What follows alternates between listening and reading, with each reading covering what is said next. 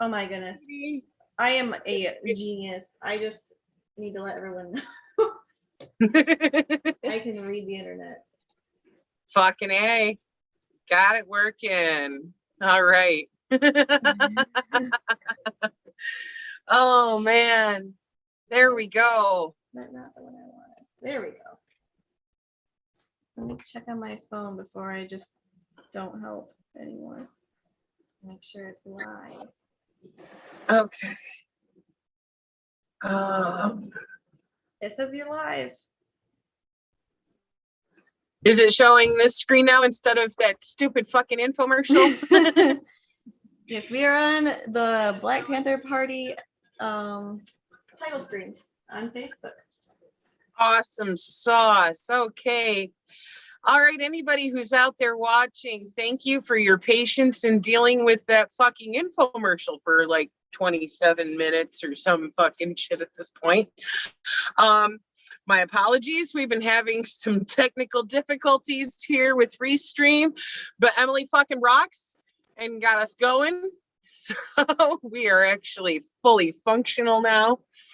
And give me just a moment here. We will delve into Bobby Seale's book, Seize the Time. If you're following along with us in the file that we posted of the book, that's linked in the description. That's in our Google Drive. We will be picking up here on page 193 at Yippies, Convicts, and Cops. So I'll give you a moment to get that pulled up there. Thank you again for your patience while we fixed this stuff and got it going. Thank you, Emily, for kicking ass. Welcome to For We Are Many. Right now, we're feeling a little like For We Are Defective or something, trying to figure out this fucking software, but we got it going. Rob will be joining us shortly. He's still at work right now. So he'll be hopping in here later. But welcome to part 12 of the Black Panther Party and Dialectical Materialism. This is our dive into Bobby Seale's Seize the Time, the story of the Black Panther Party.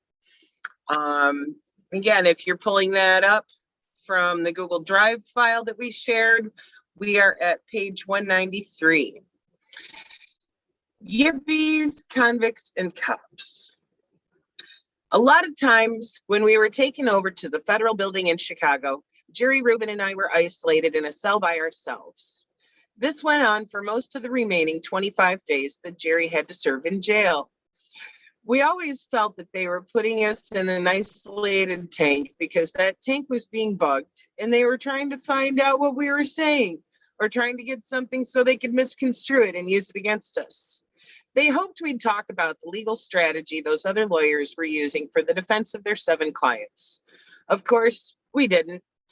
I talked to Jerry a lot about the party. I felt that Jerry Rubin had come to have a more political perspective about the situation.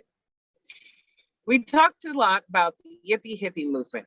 I asked him the difference in the names Yippie and Hippie. He said Yippie is the political aspect of the hippie movement, and the hippie is the part of the group that hasn't necessarily become political yet. They mostly prefer to be stoned, he said, but most of them want peace, and they want to end this stuff. Jerry ran down a lot about the discrimination that goes with respect to yippies, hippies, and what have you. Or brown people, or red people, or other peoples. And I asked him, why really do you wear long hair? It's rejection and a way of identifying yourself, he said. When you're wearing long hair and rejecting the system, it causes people to ask questions. What you do is you become a walking, talking, visible part of the revolution if you walk down the street wearing long hair. If I walk down the street and I've got real long hair, I know that people are asking questions and they're saying things. The middle class world doesn't really understand what is wrong in the system and the corruptness in the system. That is not the way the history books put it. I found out that Jerry Rubin had been a top newspaper reporter for 5 years in Cincinnati. That really got off of me. I really had to think about that. Jerry came to oppose the oppression, the poverty, the fascist tactics that the cops used, and overall system. He knew that he He knew that the system needed an overhauling. He knew that some form of socialistic system was going to have to be implemented to really begin to remove the oppressive social obstacles and social evils in the system. Jerry told me he respected Jimmy Hoffa because Hoffa really fought for the workers to have a better life. Hoffa did a lot of things for the workers.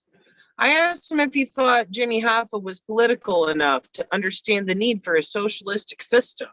He said he didn't think Hoffa was yet, but it would be very good if Hoffa would come around to the side of the masses of people and get the workers to understand that it is necessary to implement some kind of basic socialistic system here in America for all the workers, both unemployed and employed.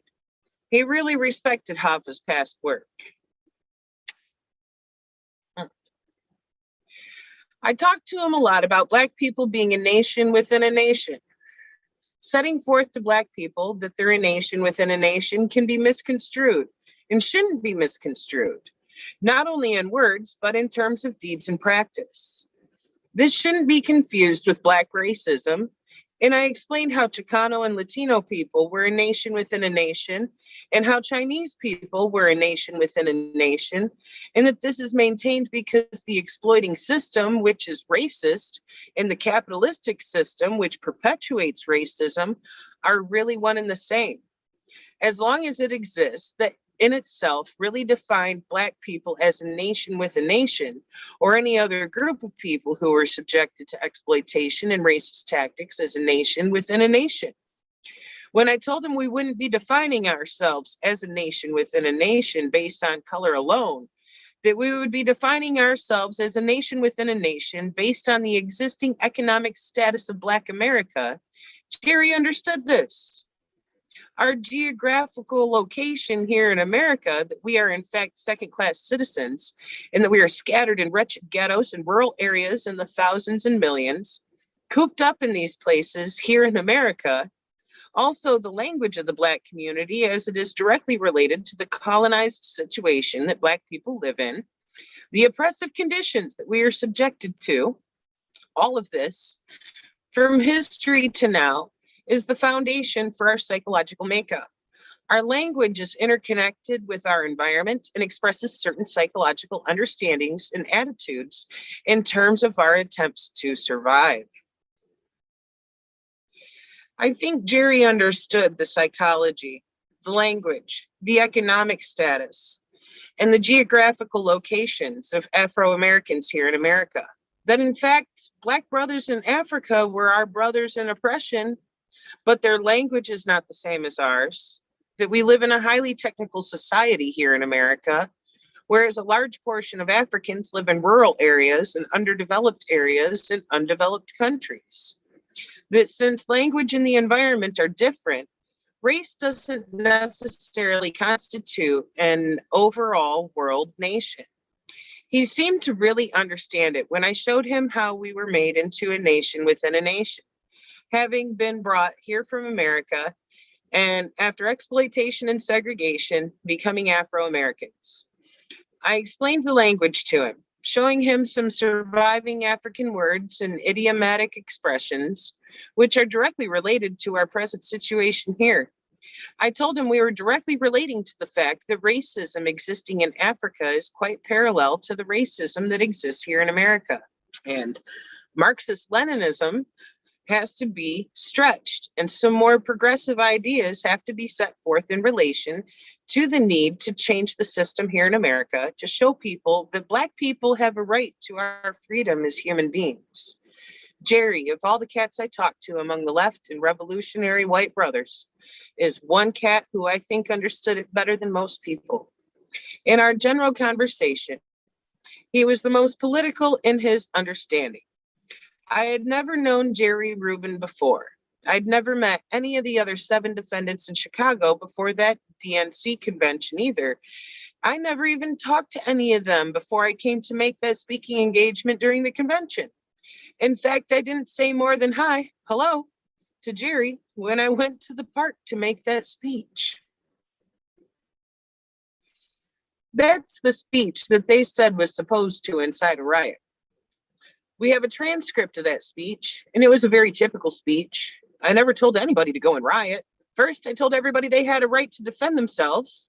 Second, I told the cats to put the guns in their homes because they had a right to have guns in their homes. And we had a right to defend ourselves in the Black community if we were unjustly attacked.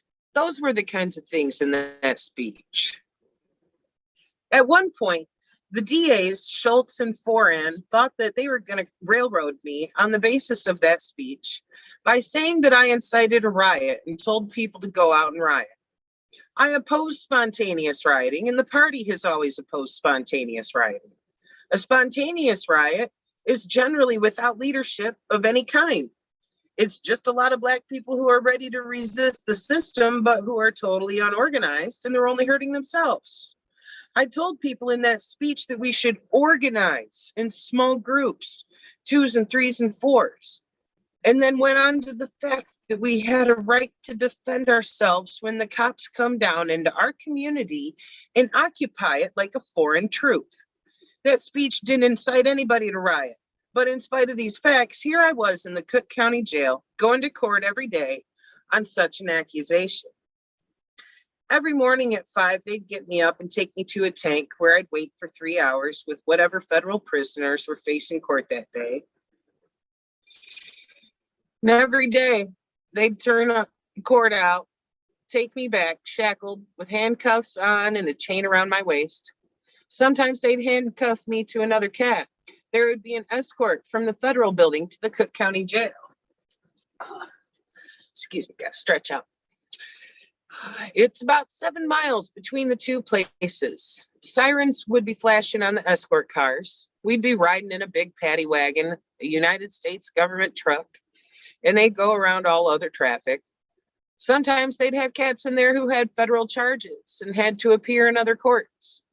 When there were escapees, they'd really put heavy security down, 3 or 4 cars and shotguns. One guard was about 5'8", and he was a fascist-minded fool. We named this deputy marshal James Bond because he carried knives in his boots. He always carried 2 guns, a shotgun and a .357 Magnum in the escort car. And you just know he was going to trip over his guns. You could tell he was really a psychopathic pig. When they were transferring us, he would always grab one of those machine guns they have and take this ready-to-fire stance. He was actually a foolish, stupid-looking pig, nowhere near the superficial, untrue movie character James Bond, but you could see this cat must have related to that stupid crap. Sometimes when they closed the door to the paddy wagon, you could look out the window and he'd take his stance with his shotgun and his .357, or his shotgun and his machine gun, and you'd see him trying to get into his car, and sure enough, stumbling over his own guns. He almost dropped one time trying to get back into the escort car. That to me sounds like a shit show. Someone who's owned numerous shotguns and rifles over the years, I can't fathom trying to hop into a car holding 2 over my fucking shoulders. This guy was putting on a fucking show. Anywho, a couple of those marshals, oh, I'm sorry, wrong paragraph, skipped one. We discovered that he kept knives in his boots because when they came into the prison area with us, the marshals would have to give up their guns to the jail sheriff and lock them up. One day we watched from the paddy wagon's windows as the cats reclaimed their weapons. James Bond put his foot up on a chair, pulled up his pants leg and stuck a knife into his boot. Then he put his other leg up and stuck another knife into his other boot. He wore a kind of desert boot that came up about 8 inches above his ankles, and he stuck his knives down into them like he had sewn in scabbards down there. A couple of those marshals were fanatics. You should have heard us in prison. We talked about them like they were crazy. James Bond was absurd. He was a fanatic with a gun, just waiting for somebody to stumble so he could shoot. Sometimes a cat is shackled. What if he stumbles? This kind of fanatic would think he was trying to escape or something. If anybody stumbled, that kind of fool would shoot up marshals and everybody. That's why we didn't like James Bond. We didn't like that guy at all. A lot of the cats who shared the federal building tank with me after Jerry had finished his 25 days and left were some real out of sight guys. They understood in so much detail the corruption in Chicago, from the mayor all the way down, and the corrupt government operations. They told me about some of the slick moves Mayor Daley pulls, such as having two houses, one being near or about a Black neighborhood so that people would see him on television going into that particular house, while he actually lived in another mansion someplace else. And the criminal activity at the city in the city was directly interconnected with the government operations on a very large scale, from the way the prisoners put it. The prisoners put forth this kind of information without any hostility, just very factually. It was obvious that they were aware of their own particular predicament and the predicament of many other people that were being charged. Most of the cats that were there were very well aware of the things that were happening, although they weren't allowed the city newspapers in jail. There was corruption in Chicago with the judges. A number of judges were forced to resign because of corruption and taking money behind the scenes. Most of the prisoners knew that if you had so much money, you could just buy your way out of certain trials, certain kinds of cases for $2,000 and $3,000 and $5,000. And prisoners would explain these kinds of things quite often. When you were getting in a general kind of conversation about what was going on, or when we'd get in a conversation about Judge Hoffman.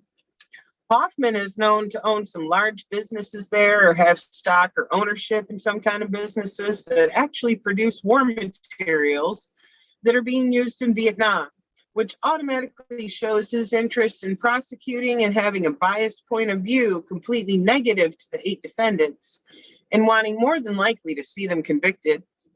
Of course, he would sit up and deny this. This is his public relations front. But he's not much on public relations with his ignorance and his trampling tyrannically over people's constitutional rights. When I was being put in the tank with other prisoners, they noticed something. When the 3 or 4 marshals would come and get me and take me downstairs to court, one of the prisoners was taken out, and he never did return to the tank until I came back after the noon recess to eat a sandwich and the stuff they give you in jail there. This prisoner would be returned just before I got there. Some of the prisoners told me that they could smell a cop a mile away.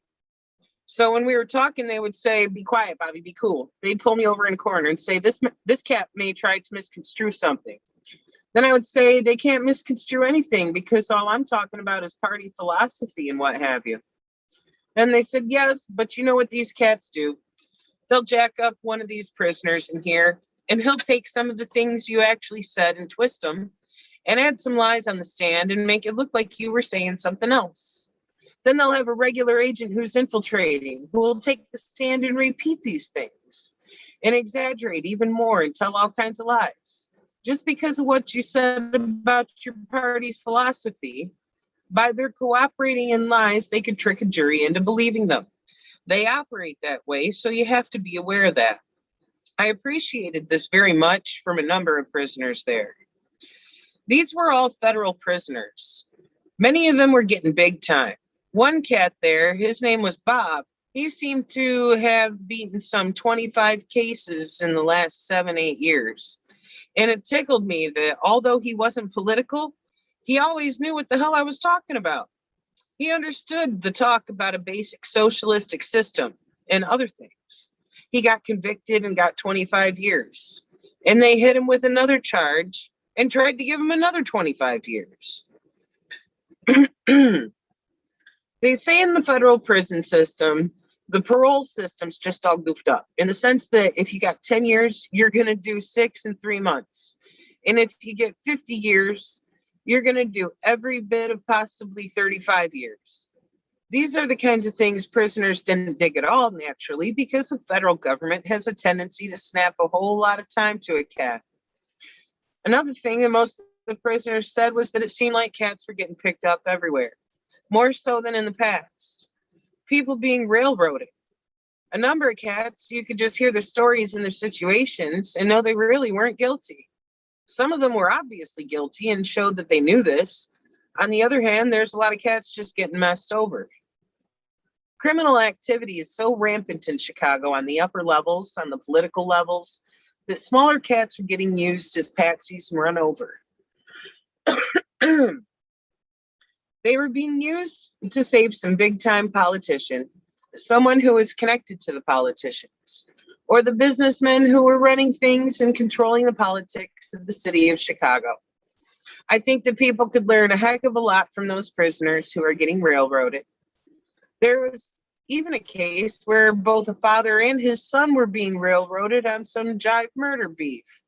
People were being used as stool pigeons, being charged with a crime and then offered freedom by the government if they'd help convict another cat by getting on the witness stand to lie and say that they saw this person here and this person there. When the when the person was actually someone that these cats had never seen in their whole lives. It seemed like the prisoners knew quite a bit about when our constitutional rights were being violated. It amazed me the insight that they had. It was an experience for me to be able to really communicate with so many cats who were being railroaded in a very blatant way. In that county jail, the brothers needed to know a lot. They've got to understand that the power structure is what's messing them up. A few cats who are guards tried to understand me. I gave those cats a lot of respect. The guards who did not try to fuck over me. Black guards did not try to mess me over, and I didn't try to mess over them. A lot of them were interested in the Black Panther Party and the philosophy. I tried to get 2,000 Panther papers into the jail, but I couldn't. They let the Muslim paper in. They let the Catholics in to show movies and bring in all their little papers with all the other kinds of religious groups. There was even a school in there for some of the brothers. If they wanted to go to school at night, they can go to school, which is a positive thing. I felt the cats should also have the Black Panther paper and Soul on Ice. A lot of brothers could get a lot of correct concepts if they had the opportunity and took the time to read the Panther paper and Soul on Ice. Being in jail, they can see themselves. Oh, I'm sorry. Excuse me. Being in jail, they can see themselves as revolutionary politicians, changing the decadent conditions that we're subjected to that caused them to be in jail in the first place and caused brothers and sisters to be murdered in the first place. But we shall consider them pigs in one form or another unless they are working and relating to end fascist social injustices. Those black guards learned from me and I learned from them. Cook County Jail is a good place to learn about what it's really like in Chicago. To me, Chicago is a big town with corruption pervading the whole situation, from Mayor Daley all the way down to the pig on the street murdering people. That's the way I describe Chicago. And all the other towns in America where Black people live are Chicago's.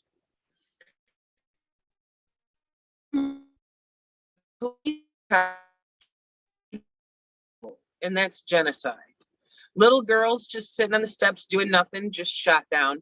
80 Black people were murdered in the streets.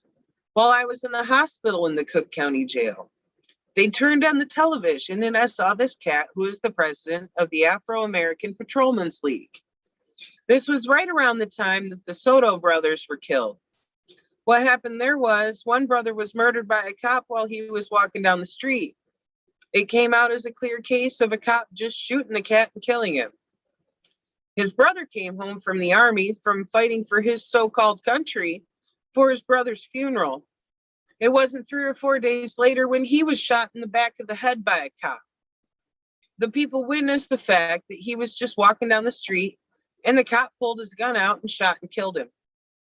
Another of the brothers was there in the Cook County Jail. I never got a chance to see him, but they told me he didn't get emotional. He didn't crack up or anything. He went about his business, but everybody said that they could tell that this brother wasn't going to let that go the way they killed his 2 brothers. Excuse me for a moment while I get a drink. So I was watching this cat on TV, the president of the Afro-American Patrolmen's League. And there was another member with him, and they were running down how the racist aspect of the Chicago Police Department had accused them of having membership in the Black Panther Party. This patrolman didn't defend himself by denouncing the party. But instead, he definitely went forth to denounce the racist brutality and murder of Black people in the Black community. He set forth an understanding of the social evils and the social conditions that we are subjected to. Prior to that, the only contact that I had had with the Afro-American Patrolmen's League was when the cats called up the office a long time ago, when we were getting ready to implement the community control of the police. We had already begun to move the community control of police petition, where registered voters would sign a petition stating the fact that they wanted to have a community control of police with neighborhood councils who would do the hiring and firing, and where also this kind of law would be voted on a yes or no proposition by all the city or all the citizens of the city, and where all the policemen would be hired from the community that they lived in. And the Afro-American Patrolmen's League was interested. They were not against this kind of thing. These cats I couldn't and wouldn't call pigs.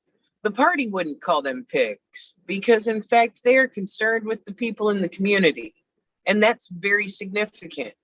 Some of the Black cops right here in San Francisco call themselves officers for justice. They even have some white cats in their organization. We wouldn't call those cats pigs either. In Los Angeles, there was even one white policeman who quit the force a couple of years back. He was going to run for DA of LA County because he was so incensed about operations that were being used in railroading half of all the Black cats who were being put in jail. They were actually being railroaded into jail with gross violations of their constitutional rights. But as he put it, the harassment by the racist police and the racist department itself on Black people in the Black community was worse.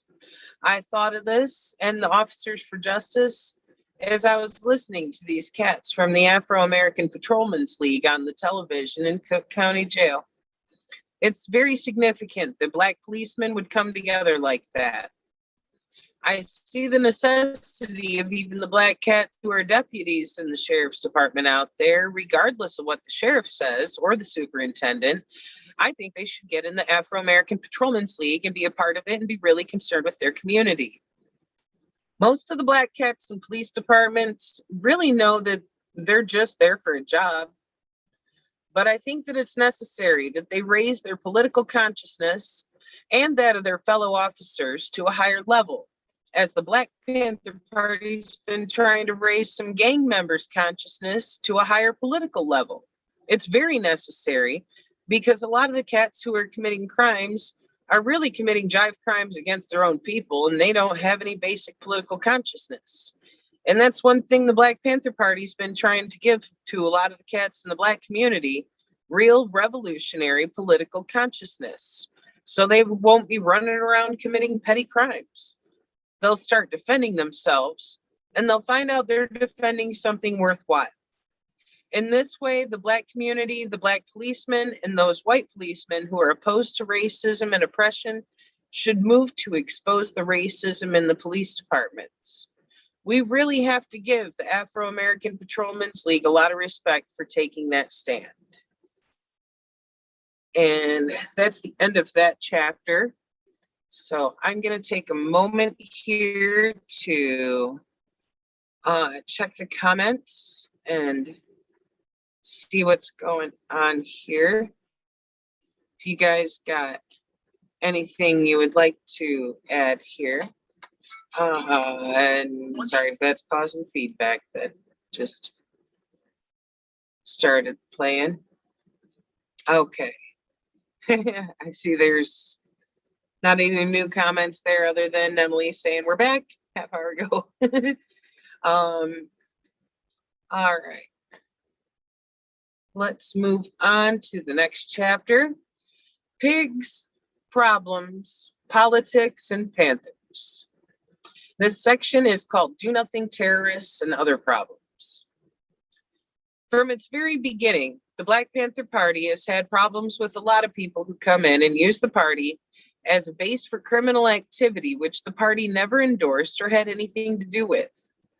In the early days of the party, we had to try a number of times to show brothers that they were breaking rules and eventually tell them they're no longer members of the party and that they didn't represent the party anymore. Some brothers would come into the party and see us with guns, and they related only to the gun. But one of the things that the party did from the very beginning was to sit brothers down and politically educate them. We assigned books and materials like the autobiography of Malcolm X, The Wretched of the Earth, and helped them understand their constitutional rights and some basic points of law. The 10-point platform and program was essential because through it, the brothers would understand that we had guns, not for foolish criminal activity against their people, but for self-defense, since there's so much brutality and murder unjustly committed on the part of cops against Black people. We constantly tried to teach the brothers this from the very beginnings of the party, and many have learned well and understood the scope of the party. But in the process and development of the party, many have had to drop away, were expelled, or were told to get out of the party. There are some people who go around and say they are Black Panther Party members, when in fact they aren't. If they had been arrested or possibly had done something, or if the cops were just trumping something up on them, the police department would announce to the press that they'd just arrested some Black Panther Party members. Naturally, the demagogic politicians and the police, who are the armed bodies of the state and protect the state, and the greedy riches of the avaricious businessmen, would lie, try to mislead the people. They didn't want people to understand the real philosophy of the Black Panther Party, the real 10-point platform and program, the real community programs on a very practical level to try to educate the people and end their oppression. Violations of the rules of the party were primarily due to previous conditioning and the oppression that we live in. The party has the principle that only the worthy, those who are really dedicated to serving the people, those who are able to grasp the meaning of the rules and philosophy of the Black Panther Party should be members. We have a rule that no one can be drunk while doing any party work. It doesn't mean that a party member can't ever drink, but if he's drunk, he can't do political work. You can't drink around the offices of the Black Panther Party. At one time, brothers would bring around some drink, but then we told them that they had to go into the back and they better not get drunk. Then we stopped that too. Brothers who were drunk would come around and say they wanted to get into the party. We'd tell them that they couldn't become members of the Black Panther Party. If a member got sloppy drunk and became unfunctional, then he would be put on a worker suspension. If he violated the rules again, we would expel him and put his name and picture in the party paper and explain that this person's selfish desires and needs seem to be above the party's principle of serving the people in the community. Some people joined the party for status reasons. The party was well known in the community and was written up in the papers a lot. These cats would put on complete Panther uniform, black beret, black slacks, black shoes, black pimp socks or regular socks, shined shoes, blue shirt, and a black turtleneck. They were clean shaven, or if they had a goatee or beard, it was neatly trimmed. They'd stand up in front of the office with a mean face on, their chests stuck out and their arms folded, watching people walk by. They were psychologically surviving off incorrect sensationalism that had been put forth in the newspapers. We began to call them the do-nothing terrorists. The only thing they did was rap to the sisters. There were some sisters who wanted brothers who would stand up, talk bad and loud, sell wolf tickets, and carry on. They never did any work at all or faked work, so we had to suspend and expel many of these brothers and sisters. A bunch of them would stand around the office. We'd ask them to do some work and pass out leaflets. They'd lie and say they had passed out the leaflets already. Half the time, these cats would throw the leaflets away. We began to find stacks of leaflets thrown off in a lot or sitting in one of those keep the city clean waste paper baskets. This really teed a lot of us off. All they wanted to do was front off being in the Panther Party and rap to the sisters. Some were just plain cultural nationalists, black racists.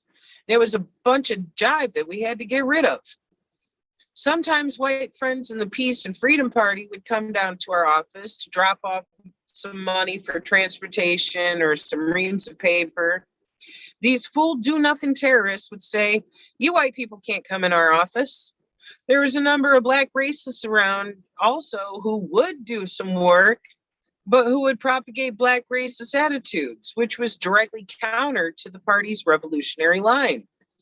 We tried to tell these cats over and over again that we had a working coalition for a specific purpose with Peace and Freedom Party. Some people tried to take it out of context and tried to say that we trust white people. And we said, no, we don't just trust white people. We just trust what white people do. Those whites who do things that are positive, we respect. And those who do things that are negative, we don't respect. That's the way you have to see it. They would use this sometimes to try and cover up their lack of work. So we criticized them and told them they weren't doing anything positive for the party. Finally, we told Huey about it. So Huey ordered all Black Panther Party members not to wear their black berets anymore unless we were at a public function of some kind, where the party wanted to be conspicuous about the fact that we had a uniform and we're a political party who had members that were of service to the community. Man, you should have seen the reaction. The do-nothing cats were saying, "Man, what you talking about? Baby, you're ruining my game." That's just the point, we said, so don't be wearing no beret. This is going to identify who's doing work and who isn't doing work. Don't be running around here fronting on some kind of status in the party. Another problem at that time was the brothers that identified only with the gun. When we started the party, Huey and I didn't have any intention of having them identify only with the gun. We knew that we had to teach them that the gun was only a tool and it must be used by a mind that thinks. When we first started out, the very first members had to go to political education classes. Included was 1 hour of field stripping of weapons, safety and cleaning of weapons in the home, etc. Then we had 1 or 2 hours of righteous political education and study. The third area was work, coordinating various activities and understanding the political significance of various actions that we took, like when we went to the police department with our guns, when we had to go help the brothers and sisters in Richmond, and when we went to the sheriff's office and tried to enter armed with guns, along with community people, to protest murder and police brutality. We also did the work in the community of patrolling the police, actually trying to implement point 7 of the 10-point platform and program. In all these actions, we tried to teach the brothers the importance of politically educating the people. The correct political education among members was necessary to break up all these hassles that we were having trying to organize the party. At the same time, we wanted as many members as we could possibly get so that the party would spread and members would carry the message. We also needed a really hardcore of working people to get these things off the ground. Huey finally sent a message out of jail that those who were not doing any work should be expelled from the party because he'd rather work with 100 smart people than 3,000 foolish people. I don't blame him there. This next section is called Why They Raid Our Offices. The raids on almost every Black Panther Party headquarters in the United States during 1969 were partially related to a move of the party. Eldridge Cleaver made contact with members of the North Vietnamese government and asked them to allow him to announce their proposal that if the United States government would release political prisoners in America, starting with Huey P. Newton and myself, then the North Vietnamese government would release the American prisoners of war they're holding. Hi, Rob. Hello. I just saw you joined from your phone. How's it going, bro? Pretty good, pretty good. You know, cooking for these bougie motherfuckers is the easiest. It's like the kitchen equivalent of a desk job. Oh, God. Hey, Anyway, it's much easier on you than, doing 10 times the work at the last place. Yeah, right. Exactly. So today is the first day that we are streaming not only to the For We Are Many Facebook page, but also to the Left Signal Boost TV page.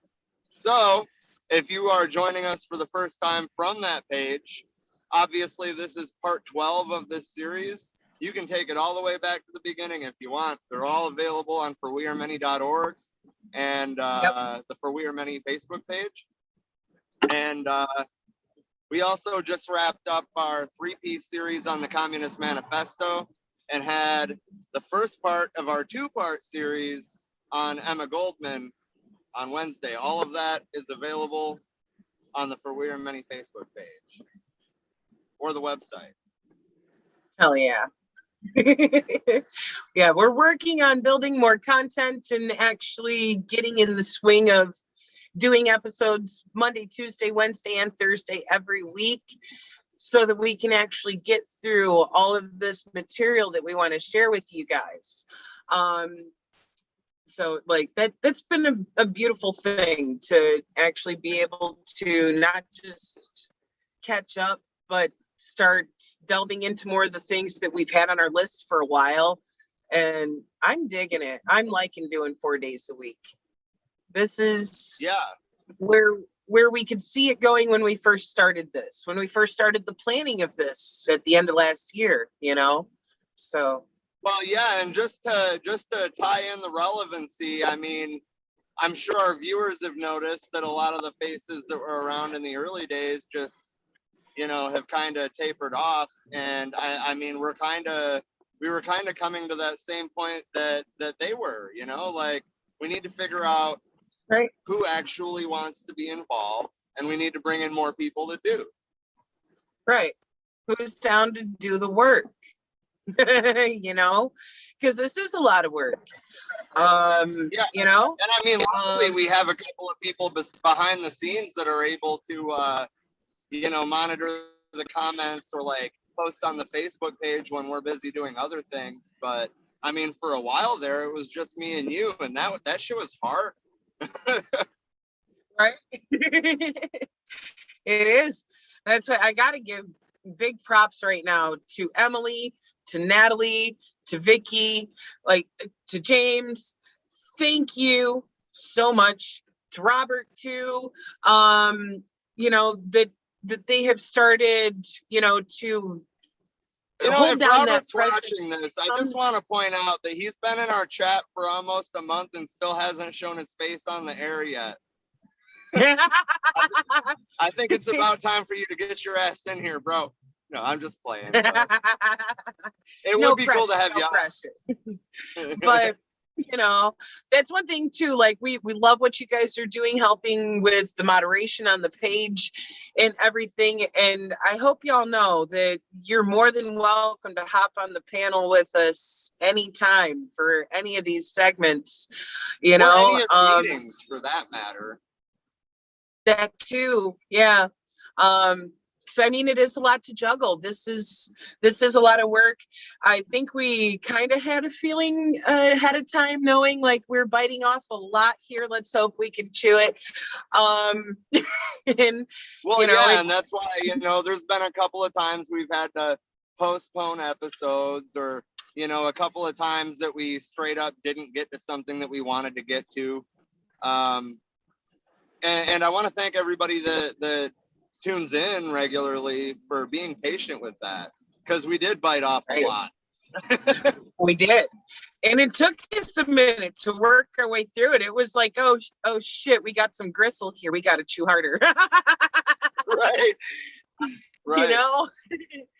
But I'm liking seeing the way things are growing, you know. Hi Sarah, apparently she does too. She just gave me one paw up on that. You know, it's growing quickly, and I like this where we've eased into and getting, you know, 2 book club sessions a week done, getting, you know, history pieces done every week. Because for a while it seemed like there was more than what we could plow through, and it really wasn't. It was just a matter of organizing and scheduling things out in a way that we can balance it with everything else going on in life. Yeah. Well, I mean, part of it, I think, was that in the early days, we were trying to do 2 current event streams a week because there was so much happening. And it wasn't until we dialed that back that we were actually able to start being more productive. Because, doing 2, 3.5 or 4-hour streams a week with 50 fucking stories in them, that shit was ridiculous. I don't know how we did it. I don't know either. I mean, that was a lot of work, not just on those nights, but in preparation for it, wanting to not leave out anything that was important, that needed to be discussed. And, it's still important to at least highlight certain things, but I'm liking the way that we've taken that, the direction that we've taken that, of tapering that down and being able to do deeper dives and more focused discussions on those current event things and be able to relate them back to the other things that we're learning about in left history and labor history, and go, wait a minute, we can see where those things that were predicted that would go wrong are going wrong right now. Here's these other things that they were doing back then that were going right, that we need to continue now or build on now and develop further. Well, yeah, and that all of that comes down to how I ended up becoming a communist, because before we started doing this, I was definitely more anarchist leaning, right?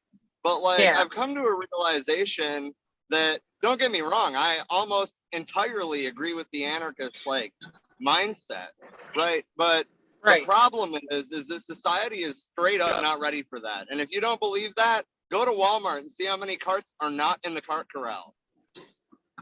Right. You got to go somewhere like Aldi's, where it's like, motherfucker, if you want your quarter back, you're going to return the goddamn cart. Quit being lazy. Right. Like, how much do you value your quarter? Walk that cart back up, And it's funny that it took a place like Aldi's to show the world that it's okay if cashiers take a seat. You don't need to stand for 8 fucking hours and, have your legs going out from underneath you out of sheer exhaustion just to get your job done. It's okay to give cashiers a seat. It's okay for you to then get the fuck out of the way and bag your own shit. It's okay for you to handle your own cart. Things like that. And because of that, they're actually able to pay their employees there higher wages than what other grocery stores commonly do.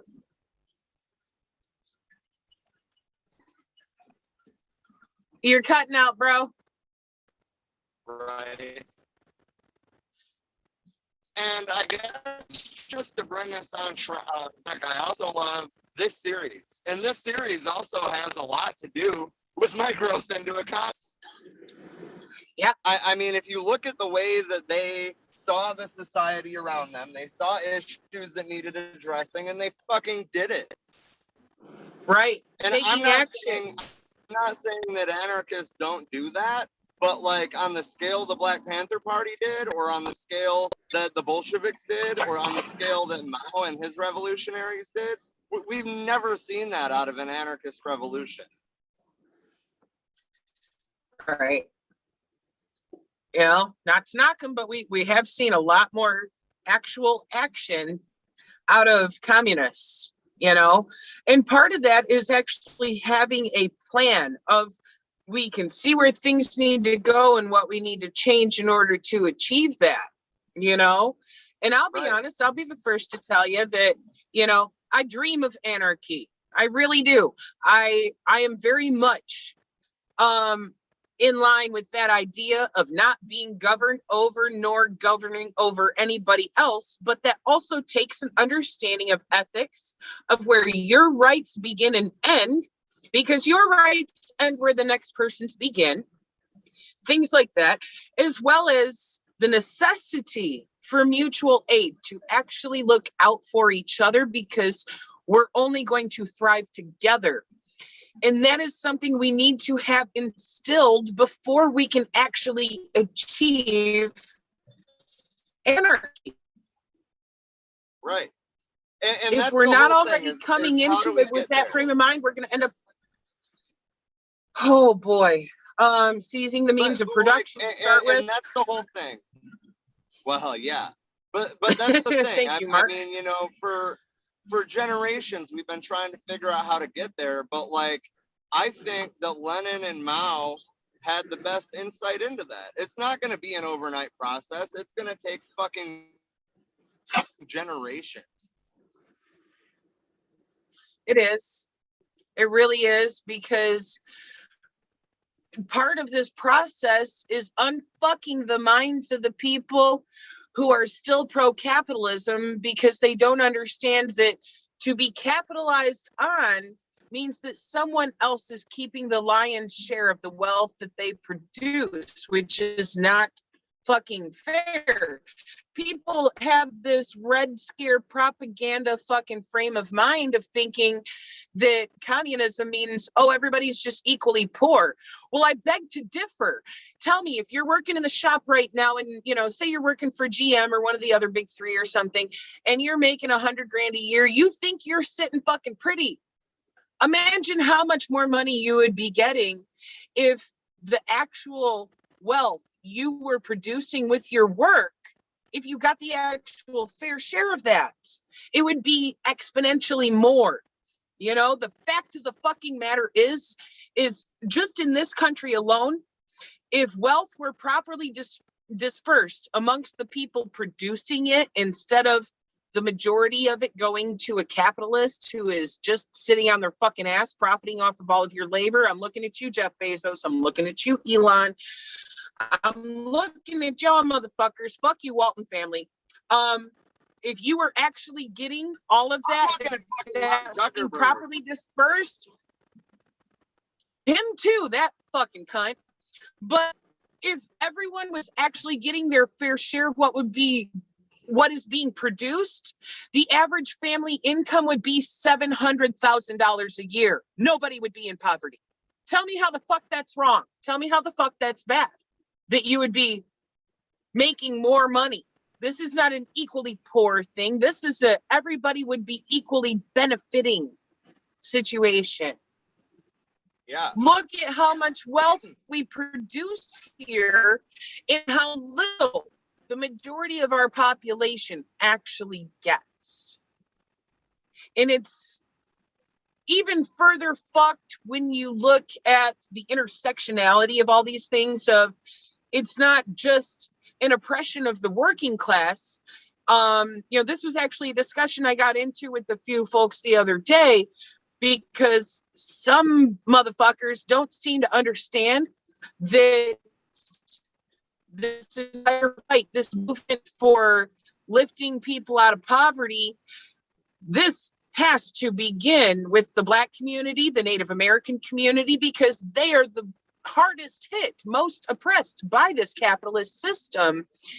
And, yeah, and I mean, apparently frankly, there's some motherfuckers out there. If we're talking about a Eurocentrist socialist revolution in the US, I don't fucking want it. If it doesn't begin with land back for indigenous people, I don't fucking want it. Goddamn right. Goddamn right. I'm I think dumbfounded. The least that we can do for the Black community is the 40 acres and a mule that they were promised fucking 170 years ago. Goddamn right. Goddamn fucking right. Just, dude, that's a thing. I'm dumbfounded at the fact that there's even people out there who call themselves Marxist Leninists, but do not see the movement for freeing Black and Native people as inherent, incremental to the Marxist movement. And I'm like, excuse me, motherfucker, you must not have read the book, because Marx never said we need to lift up the oppressed poor white people only. No, he said we need to lift up the oppressed, period. We need to lift up all of the working class. And we've got to start with even those who are most exploited. Day, even in Marx's day, he was talking about the intersectionality with race and with gender. Yup. That's why a large part of my response to that conversation was, you need to tell those motherfuckers to go back and read it again. because I can tell they didn't fucking read Capital right the first time. They must not have really read it at all. You need to tell them to go read some of Mao's work, some, Black Panther Party work. You need to look into Fred Hampton's work with the Rainbow Coalition. Things like that. So you can fucking understand this intersectionality here, that this is absolutely incremental to this movement.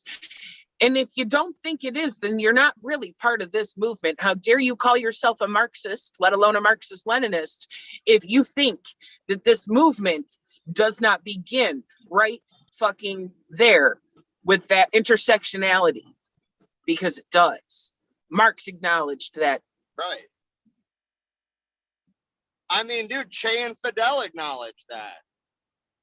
I mean, Yep. among Latin American, Cuban blacks are the most fucking free out of any example that I know of. Hell, Frida Kahlo recognized that. Yeah. I'm like, I dare somebody to point out a real communist in history that did not acknowledge this intersectionality. Well, and that's the thing. It seems to me like it's very much an old school Western communist thing. I don't know where it originates. And I mean, I know that the Black Panther Party themselves struggled with a patriarchal mindset. Right? So, I mean, like, I know that it's a factor, but like, I guess what I'm getting at is that it blows my mind that it's still a thing today. Right. Well, I mean, I think part of the fact that it's still even a thing today is because there was so many reactionaries who did everything in their power to try to squash these ideals and taint them as something negative, something harmful and un-American.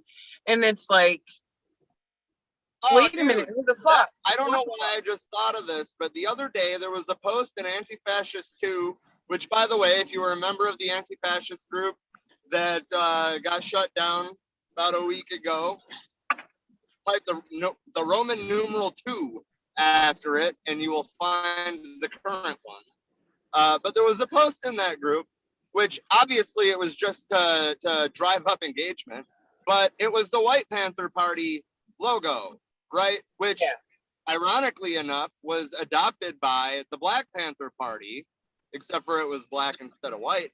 But the point is that they were part of the Rainbow Coalition. They came out like in solidarity with the Black Panther Party in the late 60s, early 70s. And there was so many people that didn't know anything about it that were commenting on that post talking about how they were reactionary white supremacists. And I'm just like, what the fuck, dude? Did you even read the book? Right. Like, bro, I can tell you didn't read the book, or you would have known. Like, no, that was not a white supremacy movement. That was a white ally movement. Right. And I mean, like, they organized in solidarity with the Black Panther Party. And at first, the Black Panther Party was kind of alarmed by it because they're like, what the fuck is this? And then fucking Huey and Bobby flew out to Detroit and fucking met them. And then they were like, okay, well, you guys are a little bit jaded because you're white, but here's where you're wrong. And we're glad to work with you. Right. And that's the thing, is they were down to collaborate with anybody who is showing themselves willing to learn, willing to have ethics, and willing to stand up and fight and actually fucking try to bring about a socialist system. Because they understood that was the point that they needed to begin with in order to actually achieve the equality that we're still fucking fighting for today. Absolutely. Anyway, I'll let you get back to the book. I feel like I've interrupted enough at this point. Okay. I mean, I was just about to pack a bowl and, smoke one about it while we have this discussion, but it's all good. How long before you're going to be home? 10 to 15 minutes, depending on how many of these damn red lights I hit. By the way, just for the record, because I am in the state of Arizona and it is illegal to use a mobile device while I'm driving, I connected to the Zoom meeting while parked, and I am completely hands-free. So, just a little legal disclaimer. Thank you for that.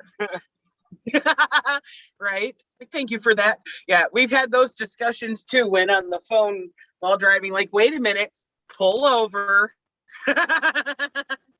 Pull over, set your shit up. That's one thing, like, I really wish more people would do and follow that example of, you know, nothing wrong with carrying on a conversation, but make sure that when you're setting the shit up on your phone to just pull over for a minute, you know, be safe. Right. No sense in getting into any accidents, just trying to, you know, enjoy your conversation. Can be safe and converse at the same time. But yes, back to the book.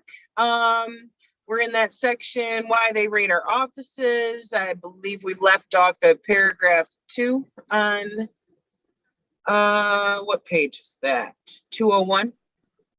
Right after this was announced, while I was in Chicago at the trial, they readily cut it out of the newspapers and stopped the mass media from printing further information about this. The power structure did this, and it's very related to the recent raids that came down to the murder of Fred Hampton. The raids upon the Black Panther Party were directly related to the purge that the party had. The raids people heard about hit practically every Black Panther Party office in the country. The Black Panther Party began the purge in 1969 in January by announcing that we weren't going to be taking any more members in. We worked and found out about a lot of fools, expelled them, and printed their names and pictures in the Black Panther paper and explained to the people that they weren't representatives of the party anymore. This in itself stopped the CIA FBI infiltration operation into the Panther Party. So the raids were also related to the fact that the party had purged itself and stopped people from being able to come into it, infiltrate it, and work for the big power structure to help distort the real objectives and goals of the Black Panther Party. A technique typical I'd also like to point out where this idea comes from.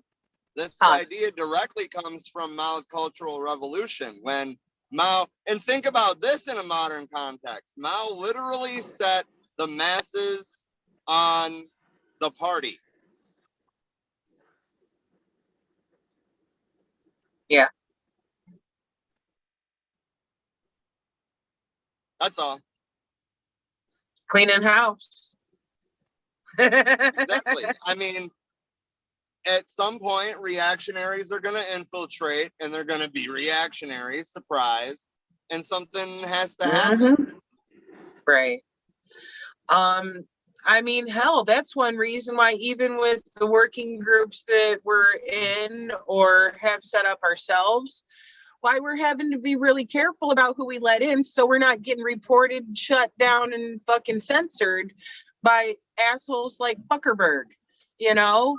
I mean, look, the anti-fascist group also just had to restart a new group, which, you know, that's all because of reactionary assholes getting in there and reporting shit. And by the way, when we're saying reactionary in this specific context, we're talking about liberals 9 times out of 10. It wasn't Trump supporters, It was fucking liberals. Yep. Yep. Liberals who can't stand being told that they're not the real left and what the real left is. And they're like, oh my God. And it's like, yeah, exactly. You centrist motherfucker. Go shit live somewhere else, you know? And that's a huge problem. Also, I would like to point out before we hop back in the book that if you go to search for Anti-Fascist 2 in order to rejoin the group, and it doesn't show up on your search results, send us a message so that one of us can invite you directly, because that's also been a problem that people are pointing out, that like, say if they get a ban on one of their accounts and have tried to rejoin from another account, because like us, they have backup accounts because they keep getting put in Facebook jail. And when they went to search for the groups that they're members of, or even groups that they created, they could not find them in the search results, that you could only find them by searching for them from the account that you were already a member from. So if you have an issue like that, let us know. We'll invite you directly, so that way you can actually find the group again and rejoin us in those conversations. That said, I digress. Back to Bobby Seale. All right, a technique typical of the power structure and their fascist pigs were those used in Los Angeles from mid-1969 to the point where they attacked the Los Angeles Black Panther Party office in December of 1969. Prior to the December raid, some 300 leaders and organizers and coordinators of the party throughout Los Angeles. About 50 members, the key ones, and ones who were leading and organizing other groups of people in the community, were arrested over and over again. 90% of the charges on all those arrests were dropped after we bailed the people out. Those kinds of bails and exorbitant ransoms, which they put on the brothers, were a means they continuously used to deplete our funds. There was consistent harassment. We have complete documentation. Ransom. It was. Yeah, it really is. It really is. If we're going to hold you hostage for no reason other than you're a BPP member, you know, motherfuckers. Where'd it go? We have complete documentation of the arrests that occurred and how the charges were dropped. This is the means by which the fascist, racist police in LA and the power structure were trying to wipe out the Black Panther Party. This has been a national operation with a consistent pattern to it. It became more and more exposed when they murdered brothers Fred Hampton and Mark Clark in Chicago and shot up other Panther Party members. Across the country in 1969, with their Mission Impossible, Mission Imperialist operation, it appears that they in fact murdered brother Alex Rackley in New Haven, Connecticut, or used a lackey informer to do so. 14 party members were arrested in raids in which they were supposedly looking for Rackley's killers. The pigs raided the Detroit office, the Boston office, the New York office, the Chicago office, and the Denver office. They had previously raided the New Haven office and the Indianapolis office. They also raided the Sacramento office and shot it up. The San Diego office was raided, but the Panther Party members weren't in it at the time. A lot of our offices around the country have been attacked and shot up 2 or 3 times, and Panther Party members have been shot up. The raids and the attacks upon the Black Panther Party are interlocked with the whole operation to kill as many party members as possible. That's one of the reasons we started the Black Panther Party newspaper, so the Black person in New York could read what was happening in Los Angeles, Atlanta, or Chicago, or anywhere else in the nation. All the people who got the Black Panther Party newspaper can read what's really happening, about the thousands of Black brothers and sisters who are murdered, shot, and brutalized in the Black communities and the wretched ghettos throughout the country. Circulation for the Black Panther Party's paper has gone up in thousands. It's gotten to the point where the Black Panther is out circulating any other underground type news.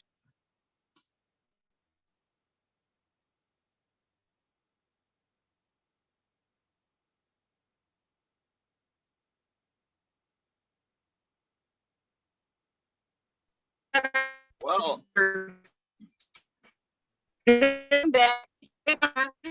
The power structure is trying to stop and smash the Black Panther Party because the party is ready to show and expose the racist power structure for what it is. To expose what Eldridge Cleaver identifies as the 3 levels of oppression. the avaricious businessmen, the demagogic politicians, the fascist pig police forces that have been doubled, tripled, and quadrupled in every major city, and wherever there are Black people or brown people, people who are protesting, or progressive white people. This is a fascist state that's breeding. And the power structure has to get rid of the Black Panther Party because the party is setting forth ideology and teaching the people correct methods. We talk not only about the fact that we defend ourselves against oppression, but we begin to expose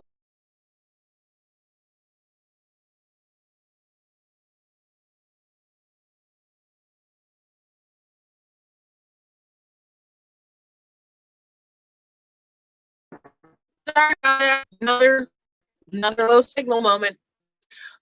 We defend ourselves against oppression, but we begin to expose the power structure with our breakfast for children, our free health clinics, and free clothing programs. We've been arrested on the streets for selling the paper and charged with loitering and blocking the sidewalk.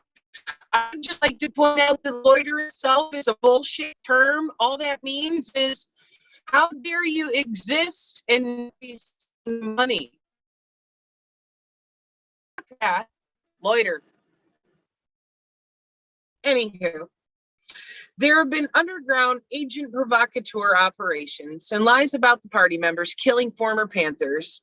It's all an attempt to mislead the people about the real philosophy and program of the party so the cops can justify making raids on our offices. Agent provocateur operations were headlined in the papers and blown up. Some of the agents were Black racists working with the pigs. The McClellan Committee and people like them allow the pigs to raid us, and they try to justify their actions in raiding our offices and shooting up offices. I hope people can see the pattern for me. The pattern becomes set when the FBI and the local police department in Connecticut arrest 14 members of the Black Panther Party and charge them with conspiracy to commit murder, conspiracy to kidnap, and also with murder and kidnap. 14 people. Half of them are leaders, righteous leaders of the Black Panther Party, like Sister Erica Huggins, who was the deputy chairman in Connecticut. At the time they were arrested, they were ready to set up the Breakfast for Children program. The brothers in New York were beginning to move with the breakfast program when they got busted on trumped up charges. These operations and the way the power structure is moving make it clear and evident to me that it's a pattern. It's an attempt on their part to give us a lot of trouble and problems in trying to set up these programs. This kind of attack is another part of the pattern. Complete information on all the arrests and all the charges that have been dropped against party members will show how the power structure has been using these arrest tactics to deplete the funds of the Black Panther Party.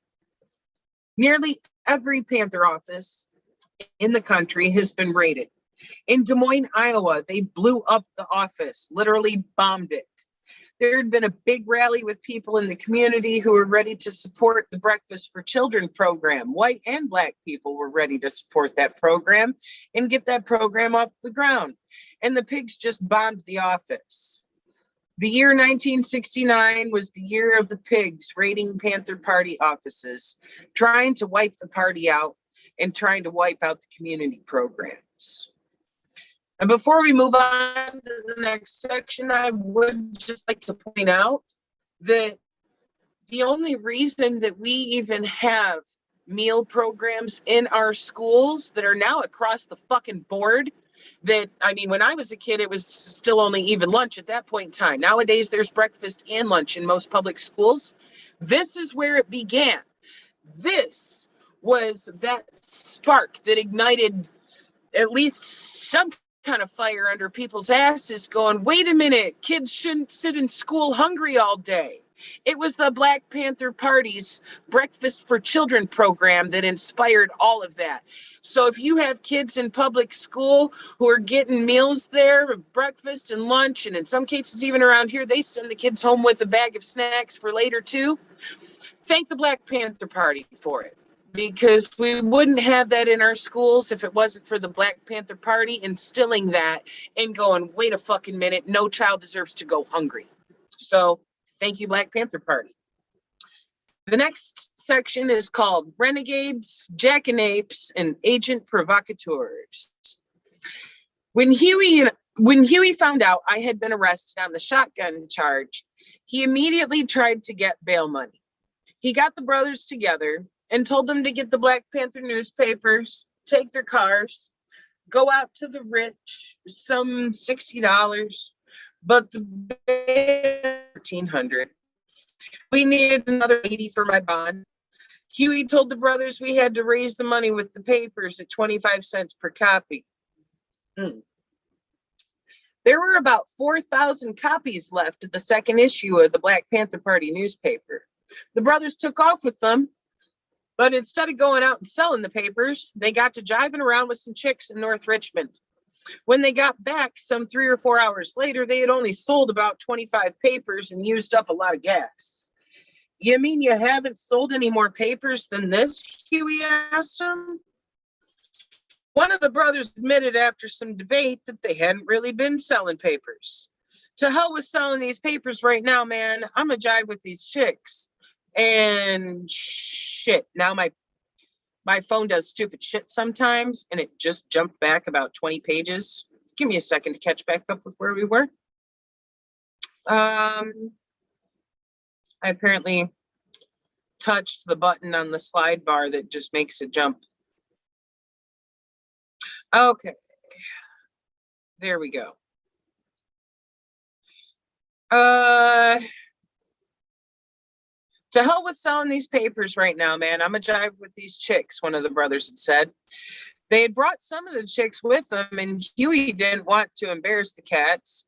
He took the brothers to the side and said, "Take the girls back. You can get with them later. Go sell the papers." They went back to Richmond, but they messed around again and didn't sell the papers. So Huey kicked every last one of them out of the party. When you guys were all up in jail in Sacramento, he said, Bobby got bailed out, and the first thing he did was go to work to get you out. He was really worried about you guys getting bailed out and tried to get lawyers and everything.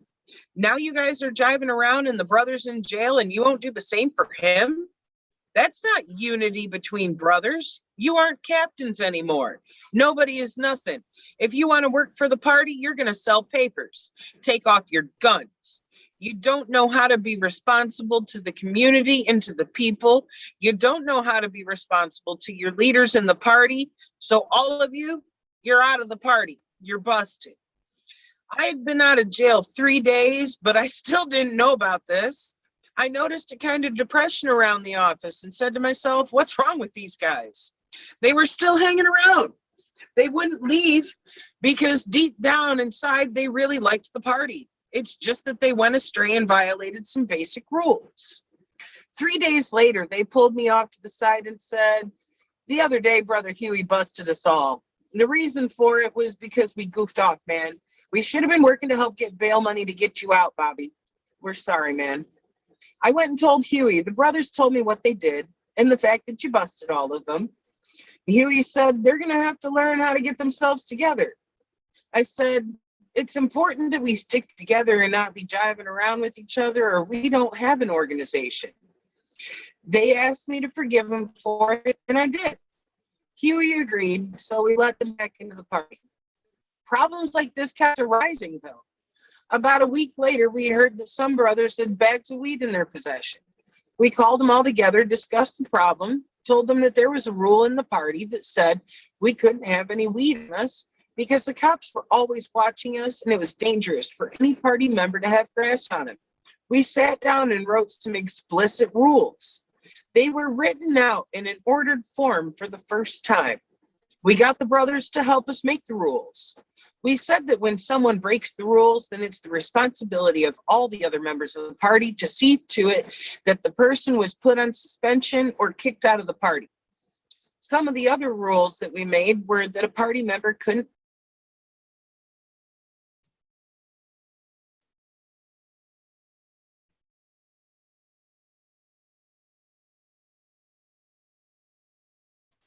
I would pick up reading. Oh, good, you're back. I was gonna say I would pick up reading, but I don't even know where we're at. I don't even have the book open yet.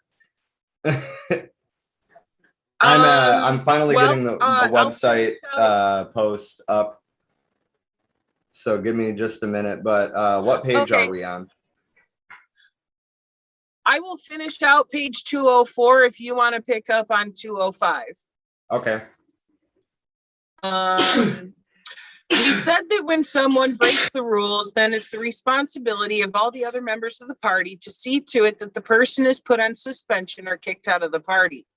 Some of the other rules that were made were that a party member couldn't point or fire a weapon at anyone other than an attacking enemy, that members shouldn't steal anything, not even a needle or a piece of thread from the people, and that members weren't supposed to swear and cuss at the people because that's not serving them. Today we have 26 rules. About half of them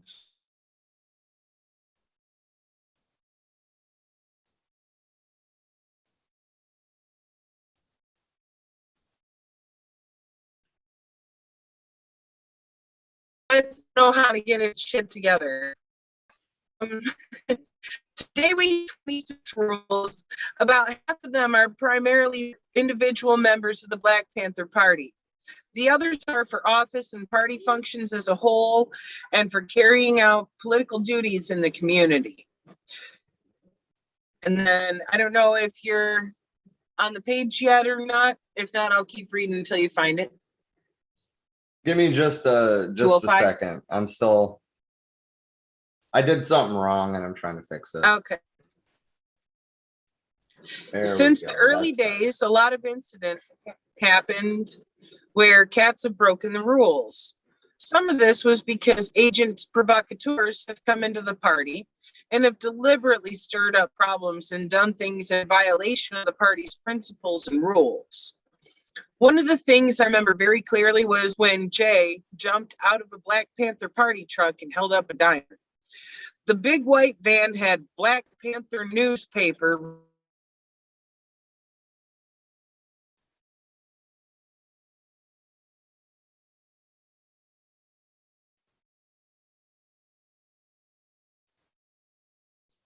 Technical difficulties, please stand by. I'm opening the book now. I'm like, what the fuck? You know, the whole time earlier, it gave me no issues Yeah, until and then you now, joined the chat. right, what the hell's going And I'm on? like, right? It was connecting just fine for like the first hour and a half. But anyway, Okay, what page was it again? 20 what? 205. Where was I? The big white van had Black Panther newspaper written right on its side in big black letters and was primarily used for hauling newspapers and distributing them around the community. David Milliard and I had told J and S, which he's not putting their whole names there. It's just J and then dashes and S and then dashes. I'm not sure why he censored their names.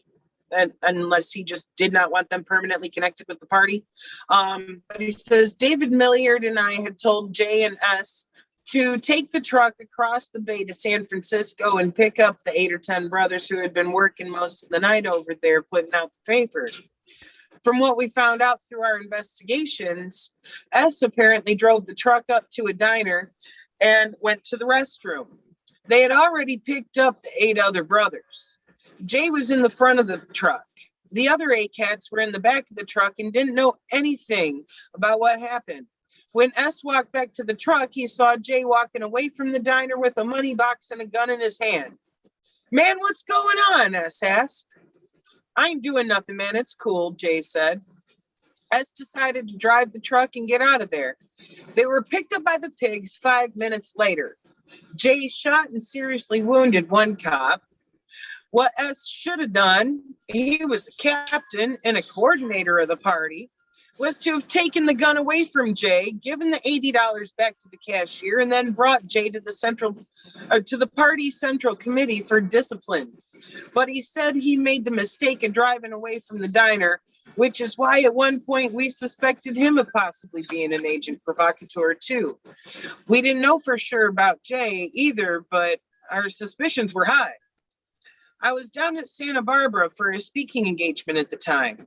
I was sitting there when I read the papers about the shootout and robbery in San Francisco. I couldn't believe it. I thought it was some kind of trumped up operation. When I got back to the office late that night, I saw that David had written on the blackboard that no guns are to be carried unless authorized by the Central Committee. The next day, we publicly put Jay out of the party. We got all the other brothers out of jail finally, except Jay. About a month later, Jay got out of jail and came to us. He said I was carrying out the Minister of Defense's program. You're a damn liar, we said. You weren't carrying out any Minister of Defense's program, not by pulling a petty jive robbery. And then Jay asked me, well, Bobby, what do you think about it? He was trying to divide me from David and Bunchy. David said, what do you mean? What does Bobby think about it? It's what me, Bobby, the Central Committee, Huey, Eldridge Cleaver, everybody thinks about it. It's all of us together. And I said, that's right, man. You weren't carrying out the Minister of Defense program. Not like that, you weren't. You must be crazy, man. I'm sorry. You got to get out of the party. Bunchy later saw that Jay was trying to put on some kind of front of still being a revolutionary. So Bunchy told him, if you're a good man, if you just made a mistake, nobody can hold a good man down. If you're a true revolutionary, you'll serve the people, but you're still not in the party. You can't explain that stuff to us, not by saying that you think you are carrying out the minister's program. Right? That's one thing, where the fuck would he even get off trying to say that of like, oh, well, the Minister of Defense told me to go fucking rob this place. I'm surprised that they didn't punch him. Right. Fuck. I would have at least felt like knocking the motherfucker out. Like, how dare you? How dare you go to jail on that shit and even show your face at the fucking party office again? Yeah, right. Are you trying to get your ass beat? Come on, dude. So I wanted to go to the comments. I know that we haven't really been in them. I was driving and you were reading. But Natalie said, I didn't know there was a White Panther Party formed. What happened to it? What about NG to his day and age? And I think she's saying bringing it into this day and age. I think it's just a typo. How to get it going again today. And actually, in the last couple of years, there's been a lot of organizations inspired by the Black Panther Party that have come into existence. Not all of them, but there was some that were already around, like the Cubs of the Black Panthers. But my suggestion is to search in your area for Panther Party organizations. A lot of them have social media pages, whether it be a Twitter account or a Facebook page.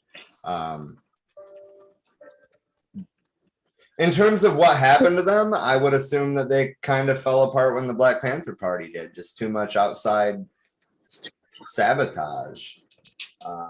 She also said, Republicans that I know have no understanding of the difference between a liberal and the real left. They think Biden is a socialist and the right needs to use that to scare the right against the destruction of the USA. Yeah, you're absolutely correct there. I'll be right back, though. My dogs are bugging the fuck out. I think they need to piss. Natalie also said that I was right about liberals not understanding that they are basically centrist neoliberals. The thing is that centrists, moderates, liberals in general all end up, whether they mean to or not, they all end up supporting the status quo. Any activity that they take inside the system ultimately serves the people in power. That's my opinion.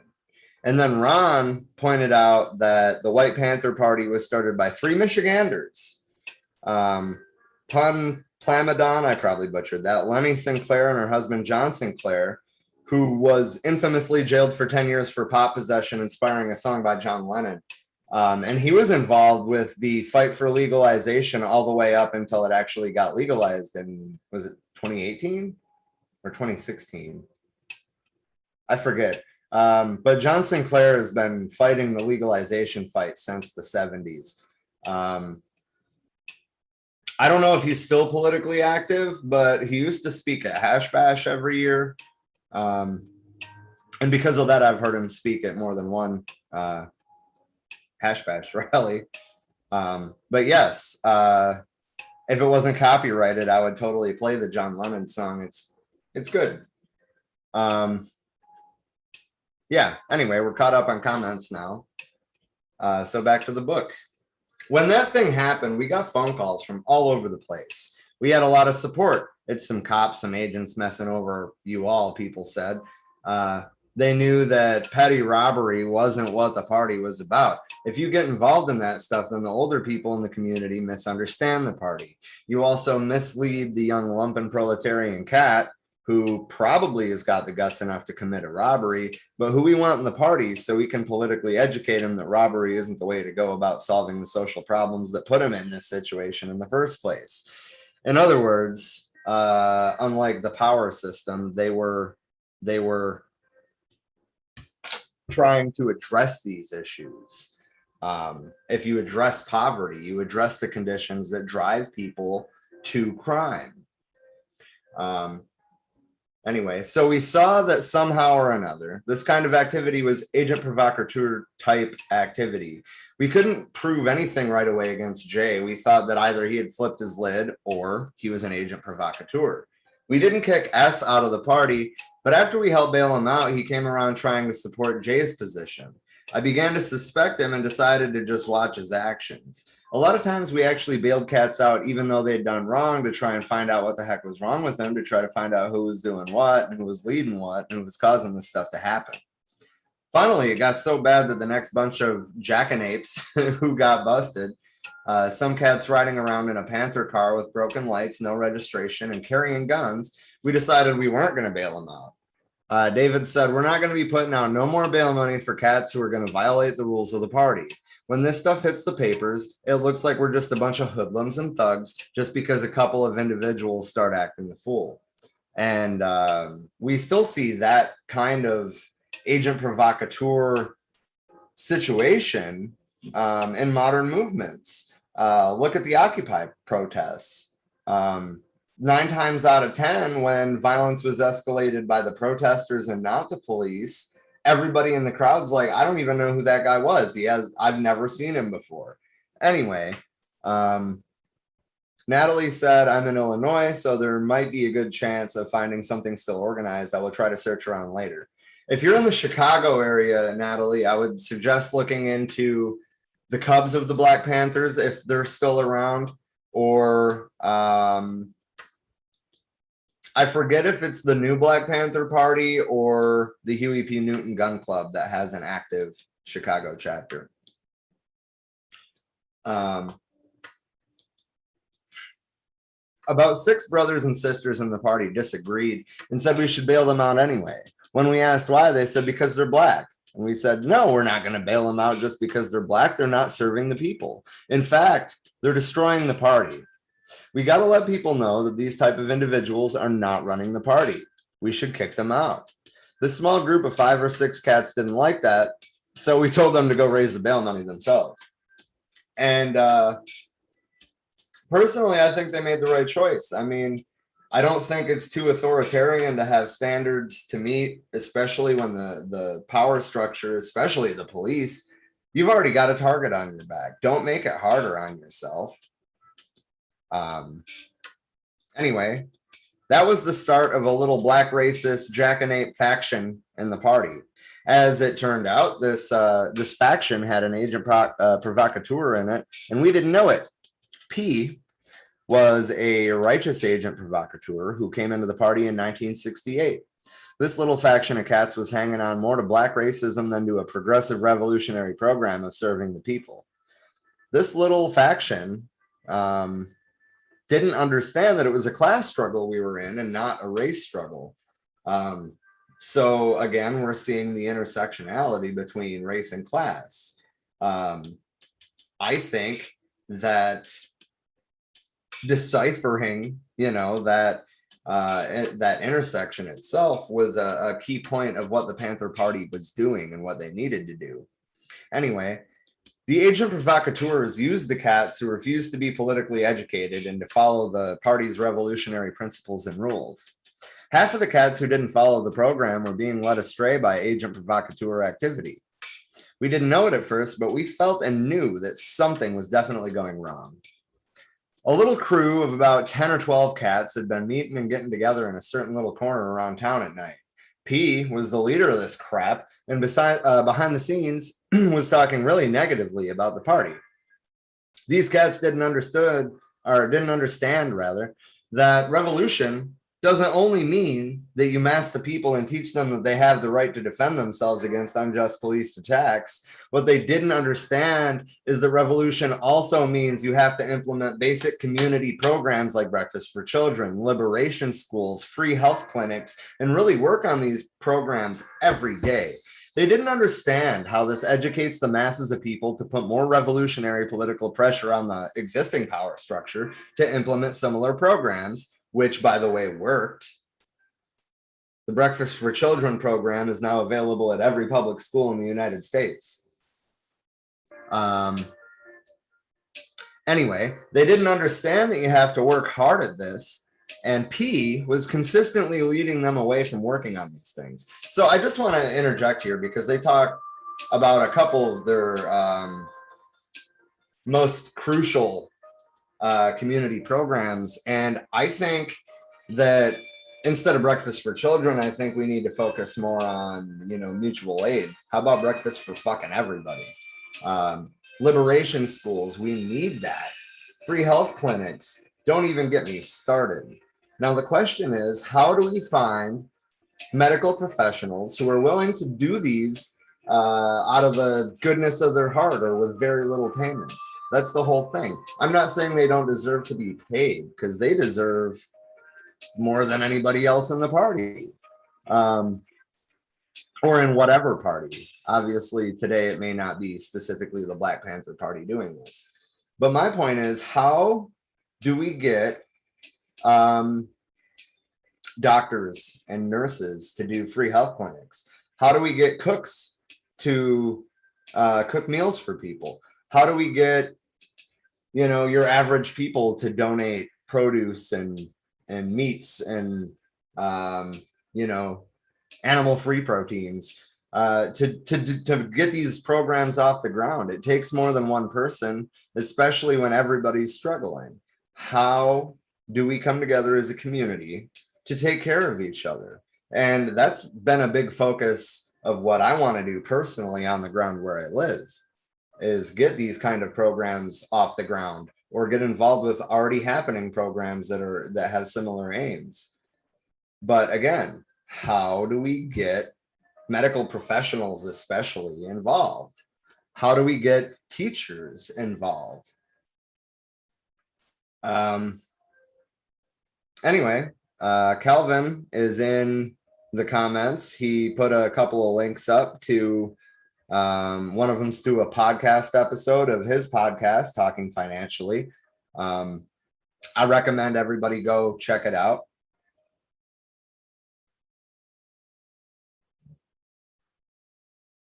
All right. Anyway, they didn't understand that you have to work hard at this, and P was consistently leading them away from working on these things. These cats are what the party calls jackanapes. I don't know if I'm saying that right. I've never seen this word before. A jackanape is a fool. He's foolish, but he's not scared of the police. He's foolish in that he'll get himself killed. If you don't straighten him out and try to politically educate him, he will definitely bring the party down. If there's an agent provocateur around, the agent will hinder your attempts to politically educate these cats and will lead them to do crazy things based on emotions rather than work based on understanding a social change. For example, a jackanape will come walking down the street with a gun in his hand talking about fuck the pigs, I ain't going to jail. Then he'll be surrounded by 25 cops with shotguns pointed at his head, and he'll go to jail. Deep down inside, he really doesn't have anything to defend because he doesn't know what he's defending. That goes back to the political education. I just lost my spot. Because he doesn't know what he's defending. That's where I was. Real revolutionaries are like the brothers in the LA shootout, where the pigs attacked the office and pulled a pre-dawn raid on them. Same thing they killed Fred Hampton in, by the way.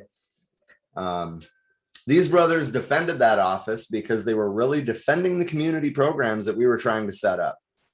They defended themselves because they realized that the power structure wanted to rip them off and systematically exterminate them, that it wanted to prevent the organizing and uniting of the people around revolutionary programs. And we have seen that again and again and again. Now, think about MLK. The liberals love to use him as an example. They never talk about the fact that he was a socialist.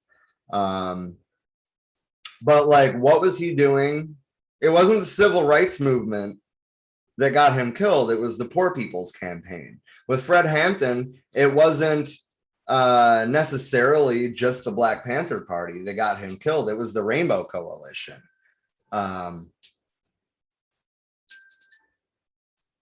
You know, that's just examples in that context. It's been happening for decades.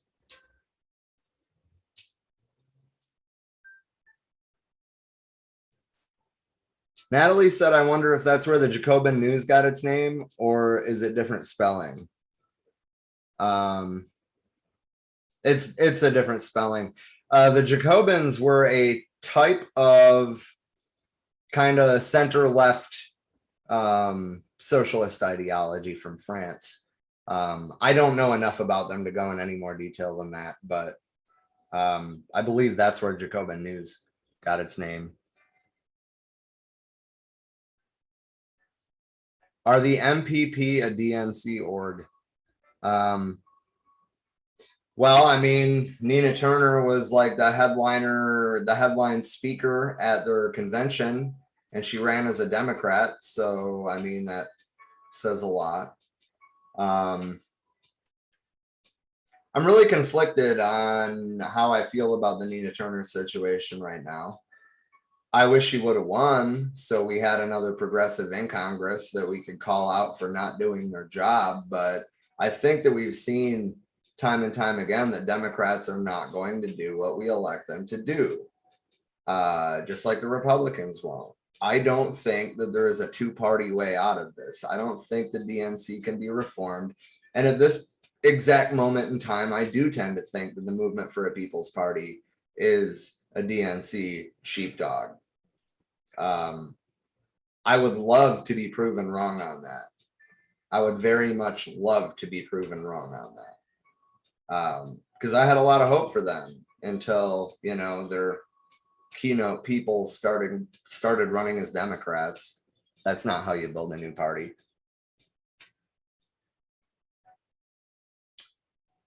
Anyway, Calvin said, I think the progressives do get paid to lose. I'm not going to touch that with a 10-foot pole. I will go down a rabbit hole, man, but I'm pretty sure that you're right. Anyway, back to the book. A true revolutionary will get up early in the morning and he'll go serve the free breakfast for children. And then when that's done, he'll go and he'll organize a boycott around a specific issue to support breakfast for children or support any other kind of program. He'll do revolutionary work in the community. He'll propagandize the community. He'll pass out leaflets. As a citizen in the community and a member of the Black Panther Party, he'll go to the firing range and take firing practice. But he'll follow all the gun laws and he won't conceal his weapon or other jive shit. Well, they said jive stuff, but I felt like shit flowed better. He'll follow the rules and be very dedicated. He is constantly trying to politically educate himself about the revolutionary principles and how they function to get a broad perspective. He'll also defend himself and his people when we're unjustly attacked by racist pigs. Whereas a jackanapes generally works from an opportunistic position. He centers things only around himself. He's still selfish. He thinks his pot and his wine are above the party. He thinks his gun is something that he can use at will to rip off stuff for himself. He can be politically educated. That's definite. But if you've got agent provocateurs running around sent in by the CIA or the FBI, black guys running around talking one thing and doing another thing, then it makes it much harder because they mislead the jackanapes into doing all kind of jive things to actually destroy the party. You have to expose the informers and agent provocateurs to the people. The cats in the black racist faction and some other cats who had come into the party a long time before were cats who had pulled robberies. We told them that if they were going to be in the party, they'd better not do that kind of stuff because that's not the party's program and the party does not endorse it. We even told all these cats that they didn't have to worry about rent and food as long as the party had some funds. We said that 5 or 6 members could rent a house together and the rent would be cheaper and they wouldn't have to worry about a place to stay and their other needs. As long as people were dedicated revolutionaries and worked around the clock, the party would take care of them. We never pay anybody a salary. We just take care of the basic necessities of the party members. These cats knew that they shouldn't be pulling robberies.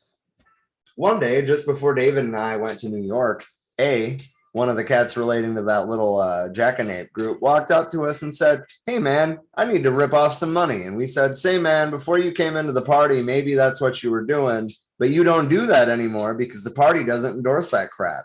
You cats have got to worry or don't have to worry about rent and food." So he said, "Okay, man, we thought everything was cool." David and I had to go out of town that evening. We went to New York, and the next day, David called the national headquarters to check in, and he turned to me real disgusted. "Bobby, we can't leave that damn place 24 hours before some jackanape or some fool is messing up. Kay's old lady is on the phone talking about some jive robbery that A and K were in." And I said, "A knows better than that. We were just telling him yesterday we don't go for that shit." And David said, "Man, we better hurry up and finish our business here and get on back because these jackanapes and fools are going to try and destroy this party if we don't watch them." Natalie said, "I'm having a lot of video freezing and cutouts. Not sure if it's just on my end." Is that, are you like live or are you back when Trisha was cutting out? Otherwise, I hope it's, just an issue with your signal, maybe. I hope we're not coming across all garbled. You've been coming through clear on my end. Yeah. All right. Well, when we got back, Deputy Chief of Staff June Hilliard gave us the report and gave us some newspapers to read.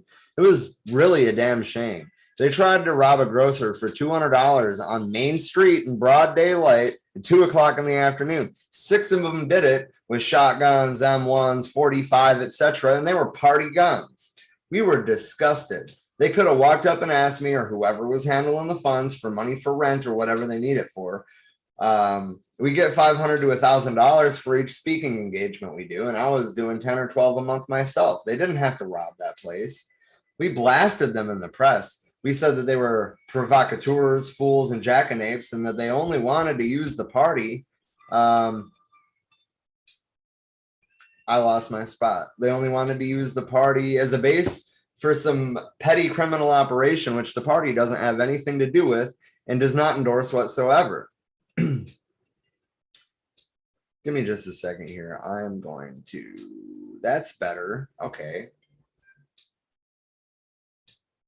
I zoomed in and now it's not so tiny.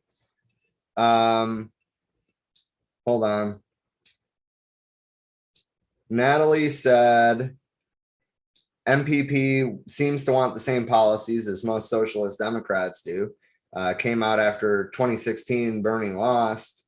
The main guy, I forgot his name right now, was involved directly with Bernie Sanders, I think he said. But that's the thing too. I'm not saying that Bernie isn't serious about the things he's saying. Obviously he is. He's been saying the same things for 40 years. But I think that he knew that he was going to lose. I think he knew after 2016 that the Democrats were not going to let him win. And I kind of feel the same way about the other movement for People's Party people who have ran on the Democratic ticket. I mean, Nina Turner lost. Are you fucking kidding me? She ran as a Democrat and she lost. Like she was polling as a potential presidential candidate for 2024, like just based off of speaking engagements. I mean, it's just kind of crazy, I guess. I mean, I don't know. I don't want to speculate too much on Nina Turner. I still am sad that she lost, but I also think that some people that were on the fence probably would have been less on the fence if she wasn't running on the Democratic ticket, when the progressive Democrats that we have elected have kind of, you know, stopped fighting. Nancy Pelosi said, calm down, and they got right in line. And that's not what we elected them for. Again, that's just my opinion. If anybody else disagrees with me, you can state your opinion in the comment. We'll talk about it. It's fine. But I think it was a bad choice to run on the Democratic ticket.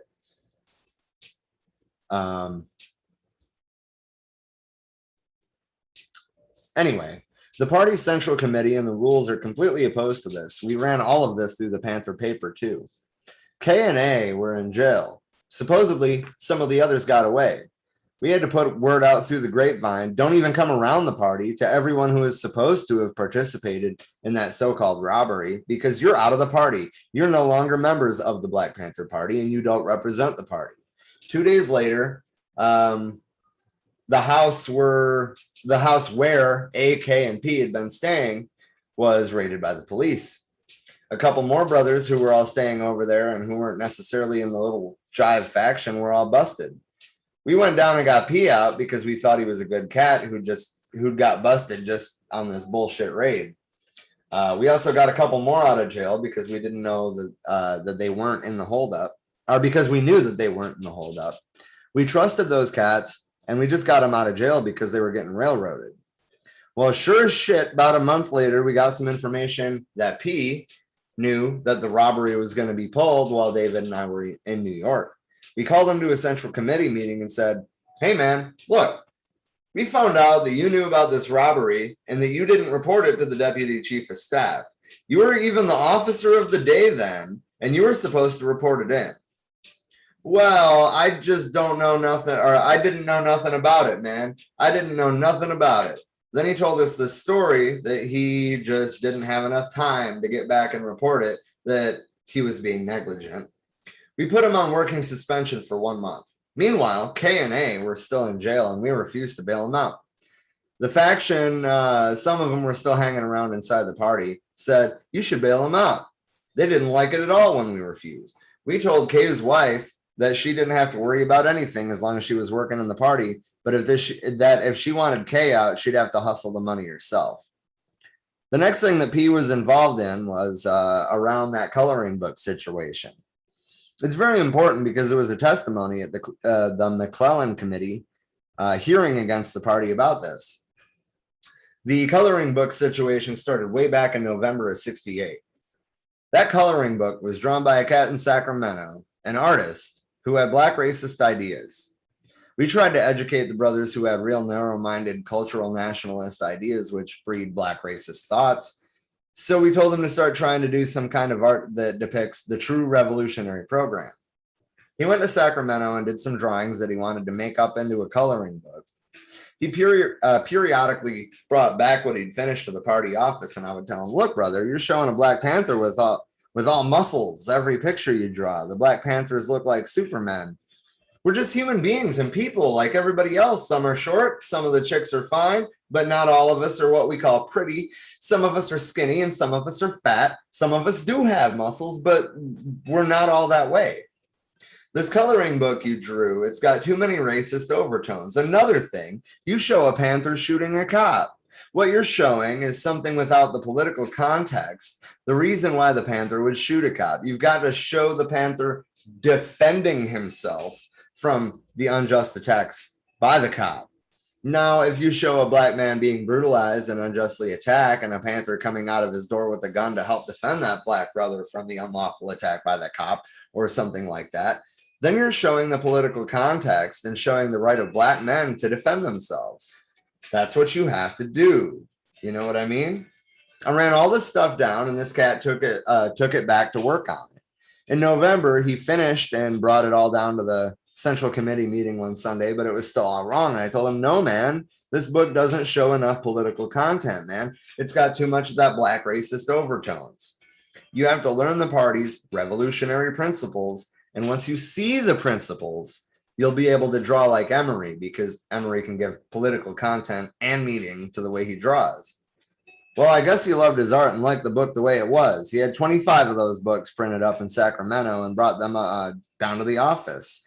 Then he got someone working in the mimeograph room to print more of them up. And we stopped him and said, no, man, don't print any more of those books, man. Those books aren't right. You know what I mean. Let's make another coloring book that shows the revolutionary political content.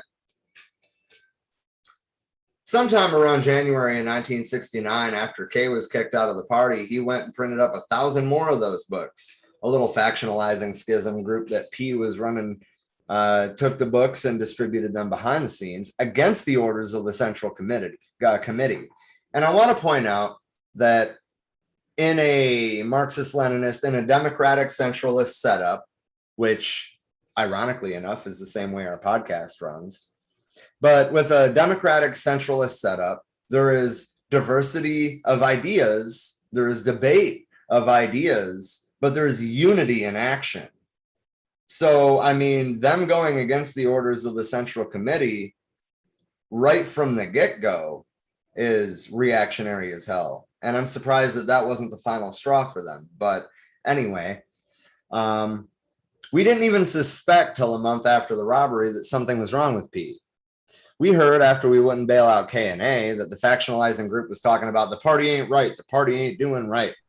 We thought they were just a little group of dudes acting a fool, and we said, man, later for them dudes. Then we found out from one person that P seemed to be the leader of the whole thing. His function was to be the advocate among this little group of cats who related more to black racism than to the party program.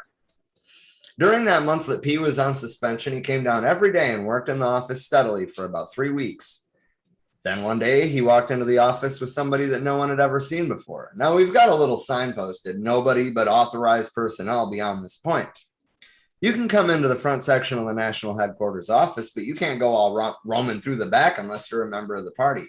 We figured that cops would send agent provocateurs in to plant weed or something on us in the back room, or figured that they might come in and plant a bomb in a fucking briefcase and leave it there to blow us up. That's why we don't let everybody walk back through the offices. Unauthorized people stay in the front section of the office where the officer of the day and all the brothers and sisters working in there can watch them. P brought this cat all through the back. June and David happened to spot him, and David told me later on that evening, man, P brought some dude in I ain't never seen showing him our machines and shit.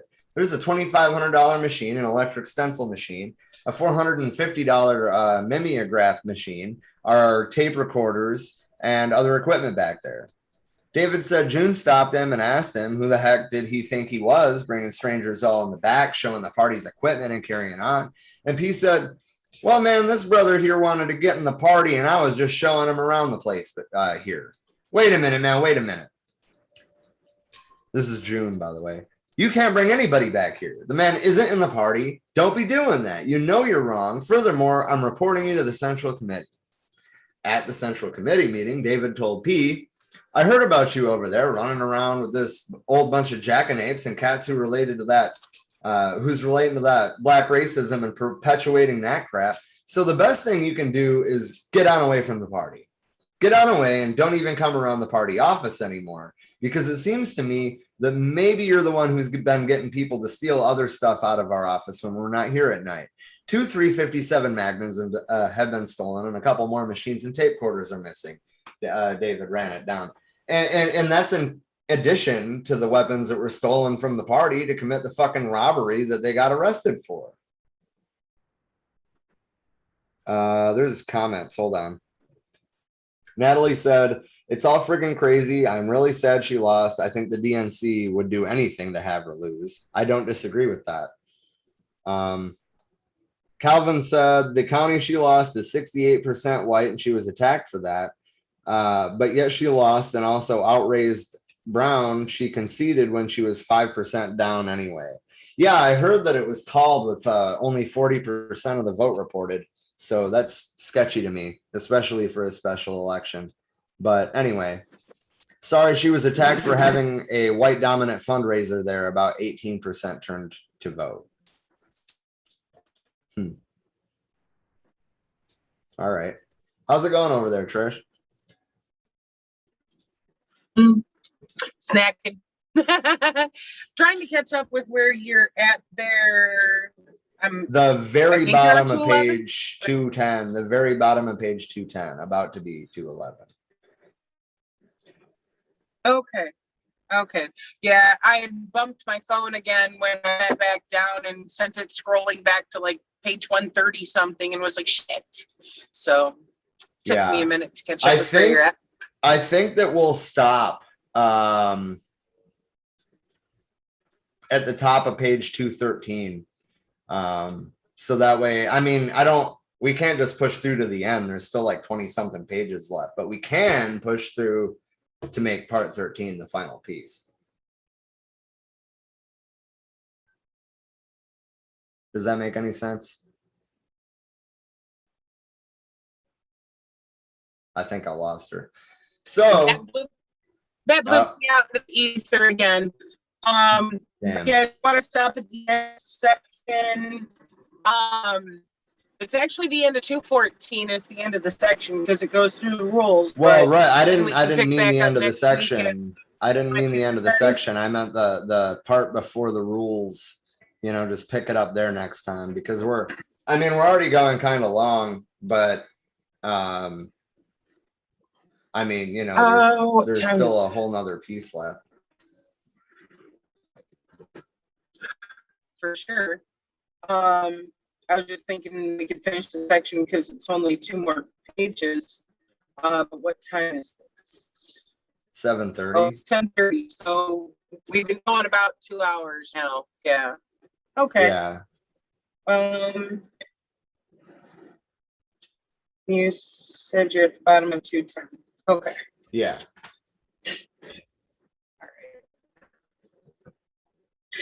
I'm gonna finish my food and then I can take another turn reading if you want. Right on. All right. So you come around here showing people that stuff. I've been on the block long enough to know a hood and a thug when I see one. And if a fool like you who is in the party is going to run around and deal with cats like that and isn't going to send them through the proper channels of the party, it seems to me that you're the one that's pulling all this shit. You also got that factionalizing group over there. Get away from this party and stay away and don't even come back here no more. That's the way it was. The next thing we heard was that some chick in the group tried to hold up a Wells Fargo bank with an M1. She went into the Wells Fargo bank. The cops were waiting for her and she got arrested. The job was set up by P. Well, we still weren't sure that P was a righteous CIA agent provocateur, but we knew he was doing something wrong and all suspicion was pointed towards him. Then P got 4 or 5 other ex-Panthers and went up north to Seattle to try to sway the Seattle branch against the national headquarters. So when they couldn't take it out from outside, they started taking it down from inside. And I encourage everybody to be wary of that in their daily organizing. Watch out for people who are trying to turn comrades against each other. Watch out for people who are working against the interest of the organization. This still happens. Mm-hmm. Yep. They got up there and it came out in the papers that they had been busted for possession of hashish. Then they all got cut loose. Red flag much, especially in that day and age. Right. There's something sneaky about it. Robbery, but all you get is your weed took and kicked loose. Right. Anyway, there's something sneaky about it, and it's tied to the fact that they were trying to split the Seattle branch. And the Seattle branch told us that they were up there trying to do that. Well, with all this information and knowing that P was leading this stuff, we went back and figured out a few things. For instance, there was an article he got into the party newspaper accusing Mark Comfort of working with the police in Oakland. The article said that the police department downtown had given them permission to carry guns, but we found out later that Mark Comfort had organized a program where some of his boys were to protect the black businessmen in the black community and guard their places. Apparently, owners of stores who hire people to guard them can authorize these persons to have guns. P wanted us to publicize the fact that Comfort was working with cops in the paper, but we said no, not till we get all the facts. But in the next issue of the paper, the article appeared under the pseudonym SIP. Nobody gave authorization to put that article in the paper, and we found out that P rushed over to the layout room right before the deadline and said that we told him to put the article in there, which we hadn't. After the article appeared, Mark Comfort and his group... All the way. Huh? I said, that's some agent provocateur shit all the way. This is a lying ass motherfucker.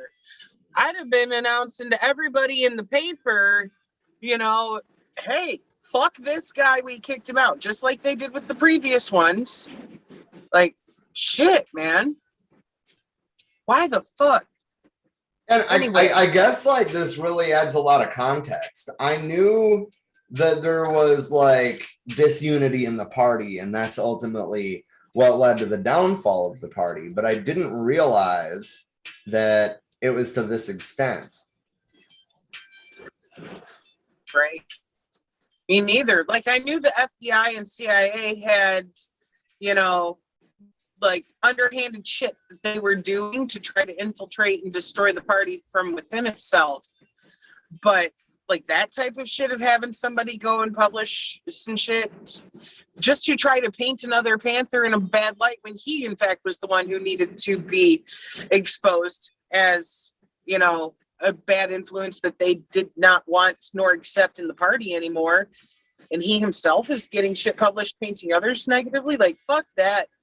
That sounds like some agent provocateur shit all the way. Yeah. And now it kind of has me curious to look up the initials of the cat that was working directly for the FBI that helped set up Fred Hampton, because I can't recall his name right now, but it kind of makes me wonder if he's any of the ones mentioned here that was collaborating with P or whatnot, because what the fuck?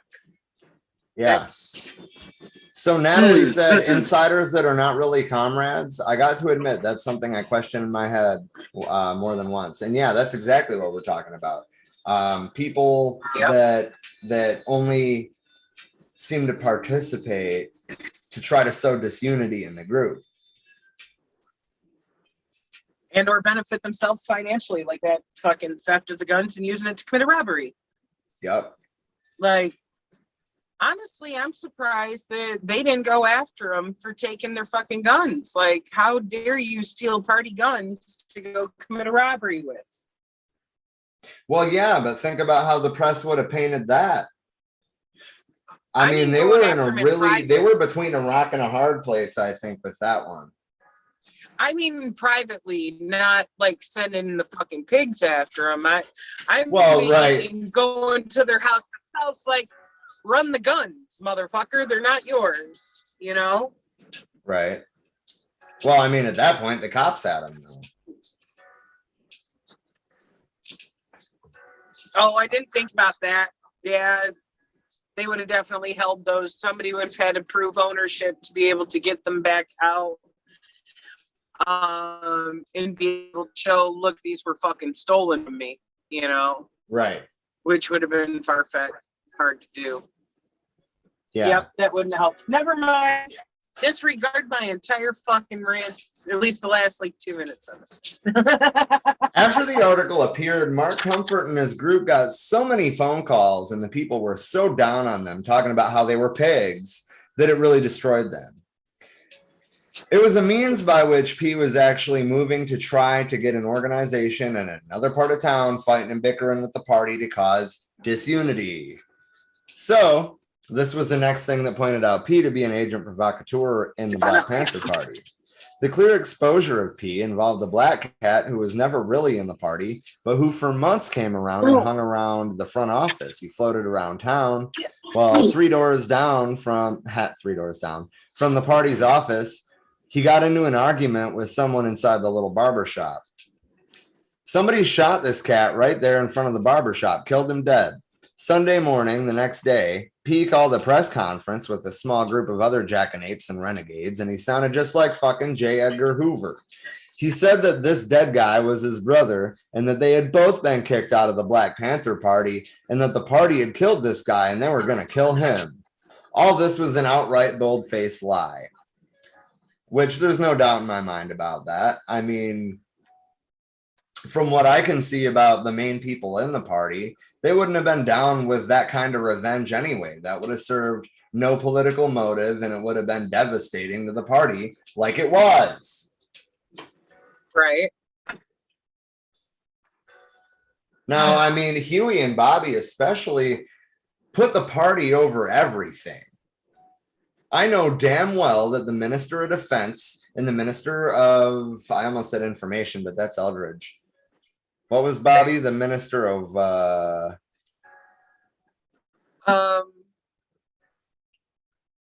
wasn't he chairman?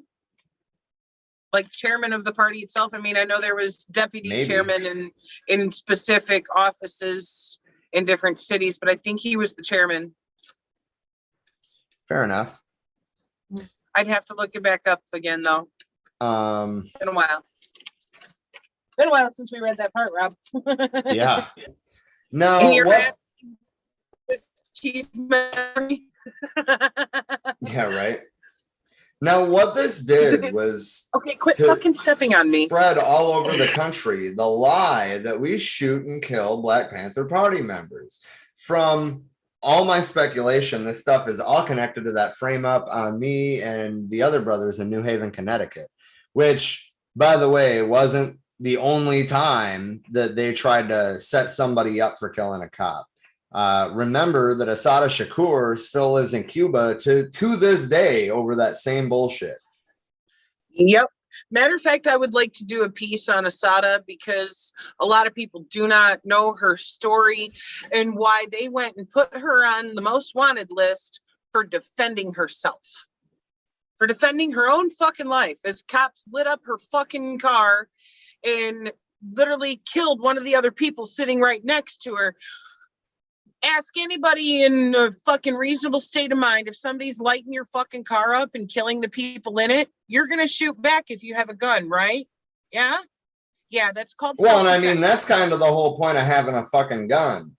Right. I mean, if somebody is shooting at you, you send rounds back. I mean, that's just kind of, like day one shit. Right. That's the basics of gun ownership. To protect self. Someone starts shooting at you, you shoot back. But yeah, the cops totally took advantage of that. And of course, the press isn't on scene when shit like that's going down because it's not a planned thing. And all they have to say is that the Panther Party shot first. And then it's he said, she said, which shouldn't even be admissible in court. That shouldn't even be enough to get a fucking warrant. Fuck no. Fuck no. All it is hearsay. Show me evidence or fuck off. Right. And I mean, I understand that that's a hard line to draw for anybody, really. Like where does hearsay begin and end? Like, I don't know. Obviously, the court and the jury, for the most part, are always, especially a white jury, are always going to believe the cops, even though they don't have to tell the truth in a courtroom. Right.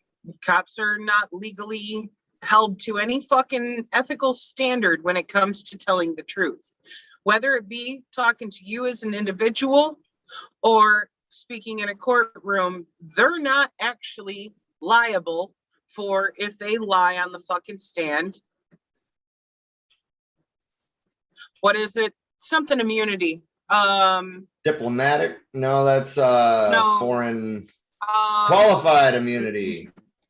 Qualified immunity. I'd love to know what qualifies them to get to fucking lie and be immune from any fucking repercussions for that. Like, you're taking other people's lives into your fucking hands. Right.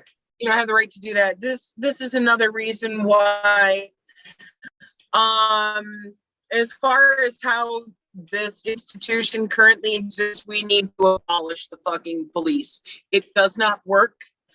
They don't work for us, even though we pay their paycheck. You know, they're not working on our behalves.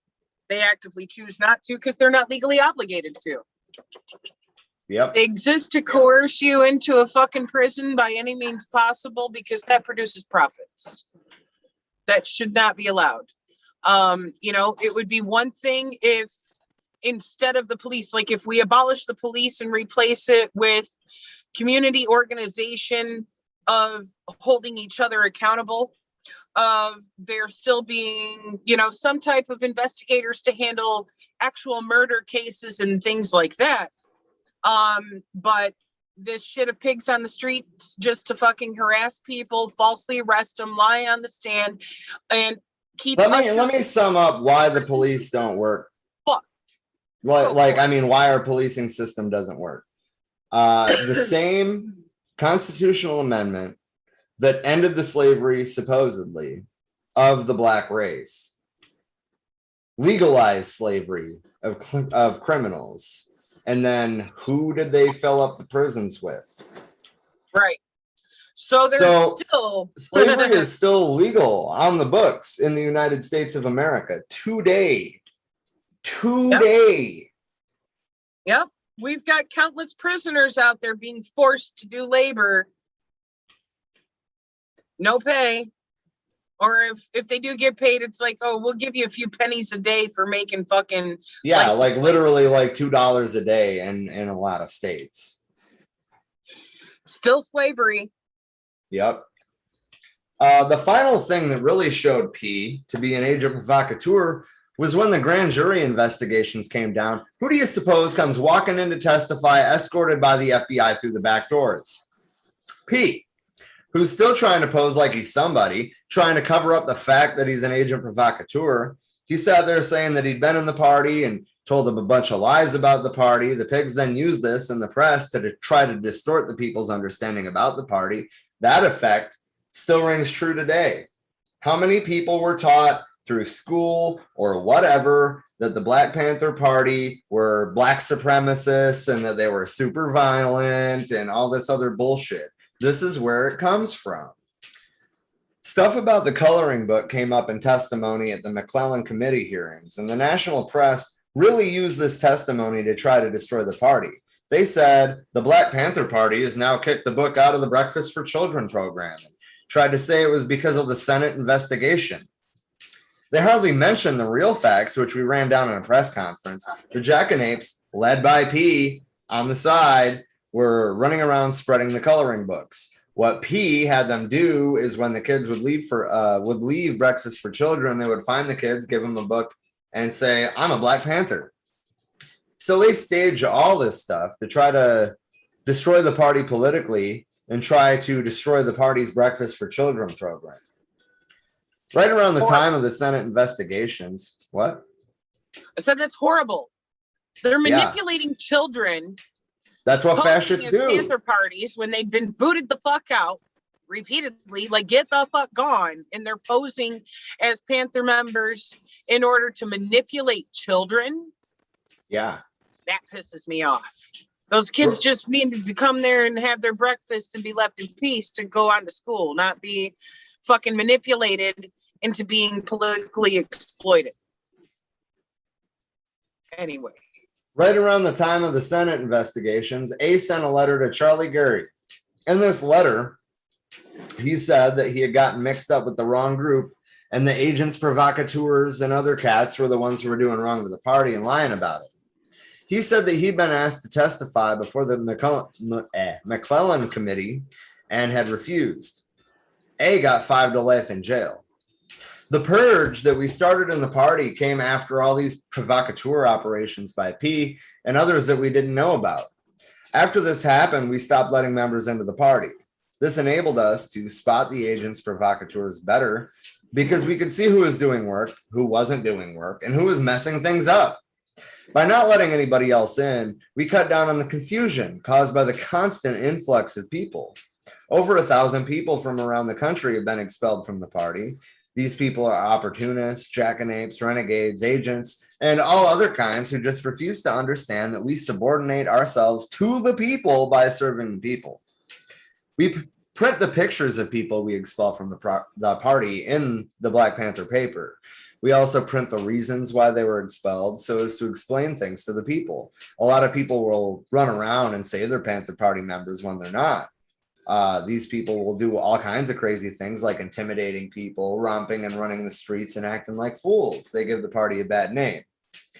If someone who is actually a Black Panther Party member is cussing someone out or intimidating people or something like that, then we hope those people are reported to the Black Panther Party. They won't be in the party long because we'll expel them and expose them for exactly what they are.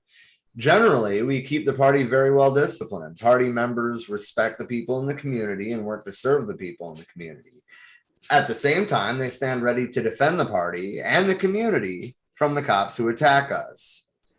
And I think this is probably the best place to cut it so that way we're actually coming into something before the rules for next week's. Okay, so part 13 will start back up on page 213. Should be easy enough to recall. Right. And it's the last paragraph before the rules of the Black Panther Party.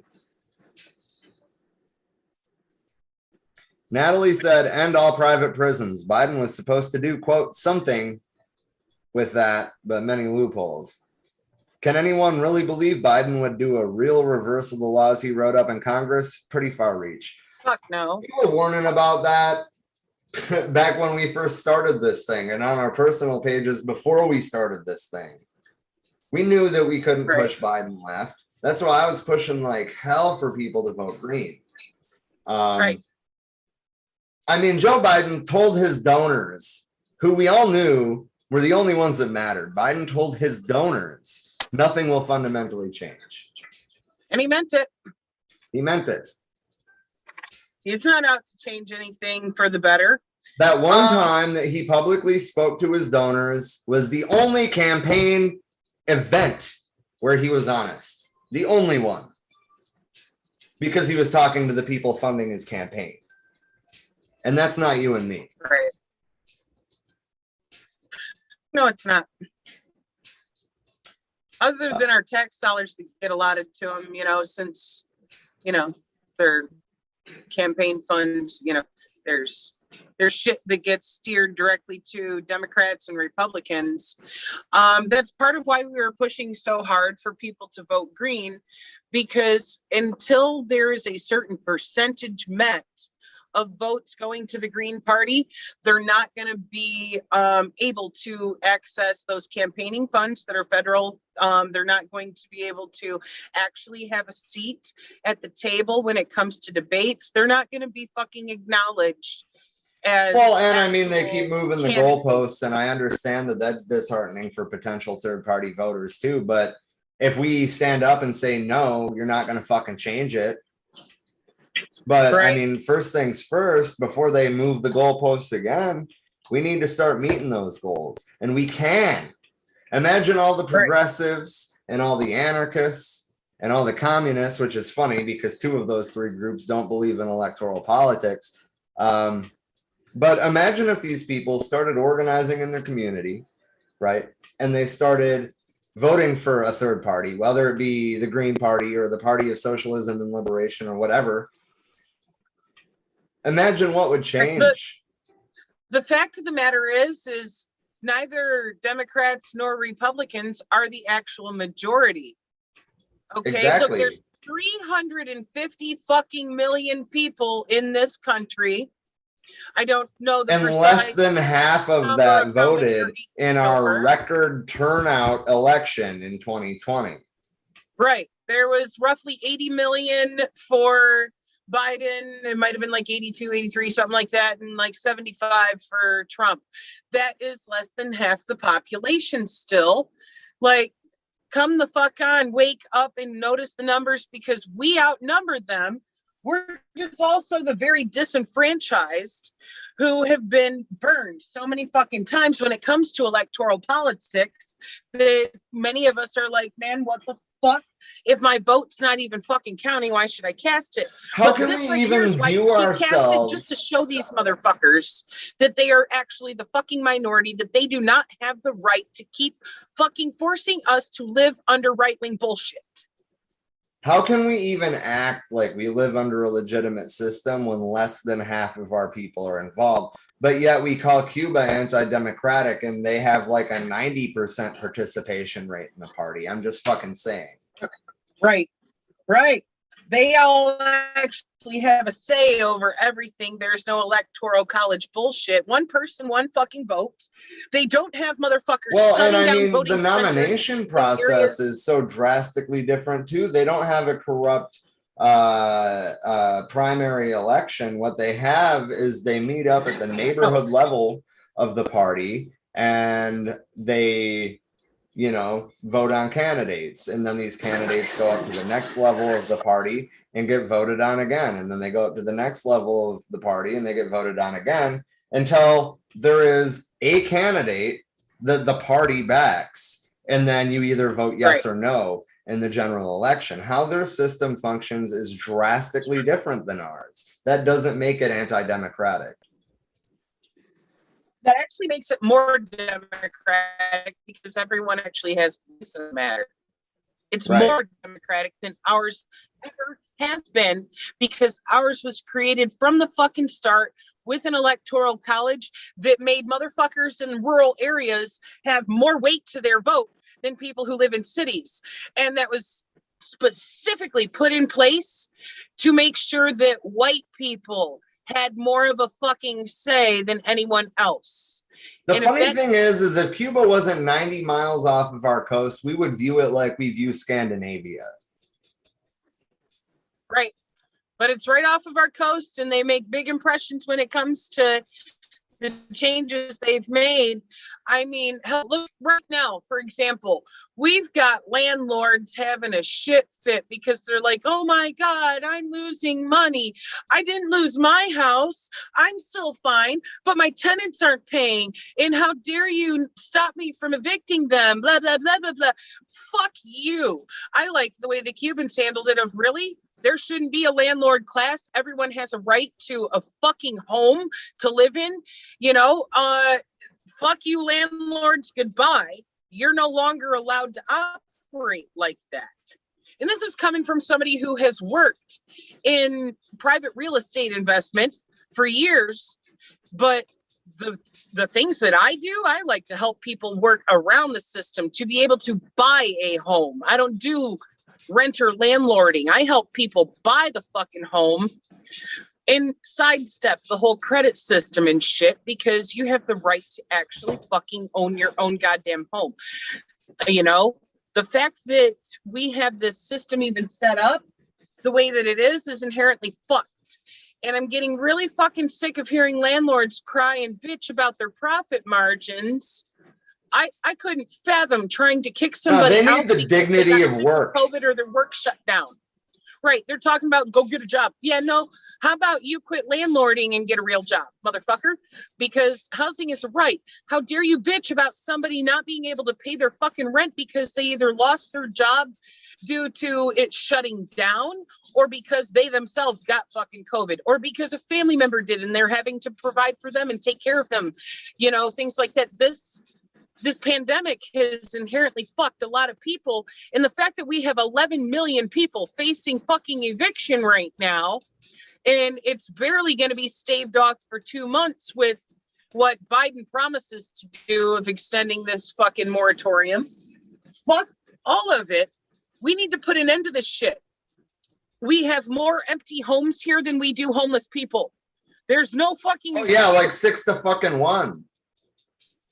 There's no fucking excuse. Like anyway, everybody could be in a nice home and provided for, you know? If it wasn't for motherfuckers being like, but you don't want me to profit, guess what, motherfucker? From one investor to another, if you make an investment, that is a roll of the dice. If your investment didn't pay off, I guess that sucks for you. You should have fucking come prepared. At least you didn't lose your ass. At least you didn't lose your fucking house. How dare you be pissed because you're not being allowed to force someone else to lose theirs? This is fucked. It's ethically fucked. Yeah. So I We'll want to get catch up. into that further. We're going to do some episodes on ethics, do some teaching segments to show precisely where that lines up of why housing is an actual right, because it is. Anyway, I'm going to catch up on the comments and then we'll wrap this up and we'll let you know what to expect from us next week because it's going to be a little bit different. But I'm going to catch up with the comments first because there's a few. okay. Natalie said, he's owned by the shareholders and corporations. Why do so many people not see that? Because the media doesn't point that out and people don't do their own research, especially the ones who say they do. Looking at you, Right. They don't fucking actually look Alex up that. Jones watchers. Looking at you, Breitbart readers. Fox News audience. Looking at you. Anyway, sorry. Right. Natalie also said, and I think there are maybe many who had no interest in politics. I'm going to interject in your comment to say, yes, there are. But you know who is interested in politics? It's not just progressives, if you haven't figured that out. Your landlord's interested in politics, even if he's a liberal, right?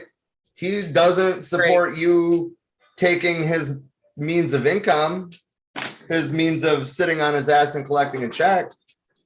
You want to know who is interested in politics, though? Your landlord, your banker, your employer, the police. That's why we have to be involved. It's not really a matter of, do I want to be? Hell no, I don't want to be, but I have to be. Right? Because this shit impacts every fucking facet of our lives. People, we no longer have the luxury or the privilege of being, well, I'm not political. Motherfucker, our very existence is being politicized. If you don't make your fucking voice heard, who the fuck do you think's going to speak for you and defend your fucking rights? Are you going to wait until it really impacts you in a fucked up manner before you bother to go, shit, maybe I should get involved? Right. Or are you waiting for a leader? I mean, to quote Grace Lee Boggs, we are the leaders we've been waiting for. Goddamn right. And me and you and you and you.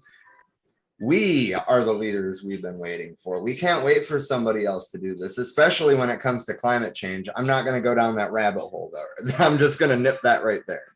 Back to Natalie's comment. I was definitely one of them until I slowly started to read a few things and realize that they have a lot of control in everything we do and have, can, or don't have. And you're totally right there. That's the thing. Your bankers involved in politics, your internet providers involved in politics, your social media owners involved with politics, your landlord and your employer and the utility owners and they're all involved with politics. And whether they're liberal or conservative, at the end of the day, doesn't make a difference because they're serving the power structure, which at this point, I struggle to call it anything but fascist. We have decades of proof that that is the case. But again, I'm going off topic. Calvin said, rent to own is how a lot of homes got bought. Yeah. Yep. That's a lot of what I've done, rent to own and owner financing contracts. And with the rent to own, where they eventually have to refinance the house in their own name, we help them fix their credit because that's 9 times out of 10, if not more, what is standing in people's way of actually buying a home is because somebody assigned you this arbitrary arbitrary fucked up number based on, you know, a bunch of bullshit of whether they think they can trust you with a loan. And there's a lot of faulty shit going on in there too. So we do credit repair with people so that they can actually fucking get everything put in their own name. However, I prefer to do the owner finance stuff where you don't even have to fuck with a bank at all. You know, that's ways that there's a lot of investors out there who have been like, wait a fucking minute, this isn't right how this is happening. People have a right to buy a home. There's another group that I collaborate with that Shadid works with, people who, if you are facing foreclosure on your loan, these investors will buy the house for you and finance it directly to you themselves so that you can keep your home, things like that. Because fuck this system, it's fucked. And, you know, all it does is try to make as much money as possible off of stopping people from actually having some fucking safety net there of you don't have to worry about losing your fucking home. Nope. Right now, everybody's got to worry about losing their fucking home. Yeah. Like, yeah, absolutely. Natalie said I meant to say politicians, or should I say the corporations and oligarchs who own most of them, in my opinion. And then she said exactly with solidarity fist to you. And then Calvin said, and I saw this headline too. Oh my God, if you haven't, you're going to crack up at this. I read a thing from Fox where a landlord was saying people who rent from him are buying boats. Get the fuck out of here. Yeah, but hold on. Calvin has a very good point here because I didn't even think about that. I was just like, how do you know they bought a boat? How do you know that they didn't borrow a boat from somebody? How do you know that they I mean, what are you fucking driving around to your tenants' houses? Like, oh, well, there's a car in the driveway and you haven't paid your rent. So what the fuck, man? Like, I don't get it.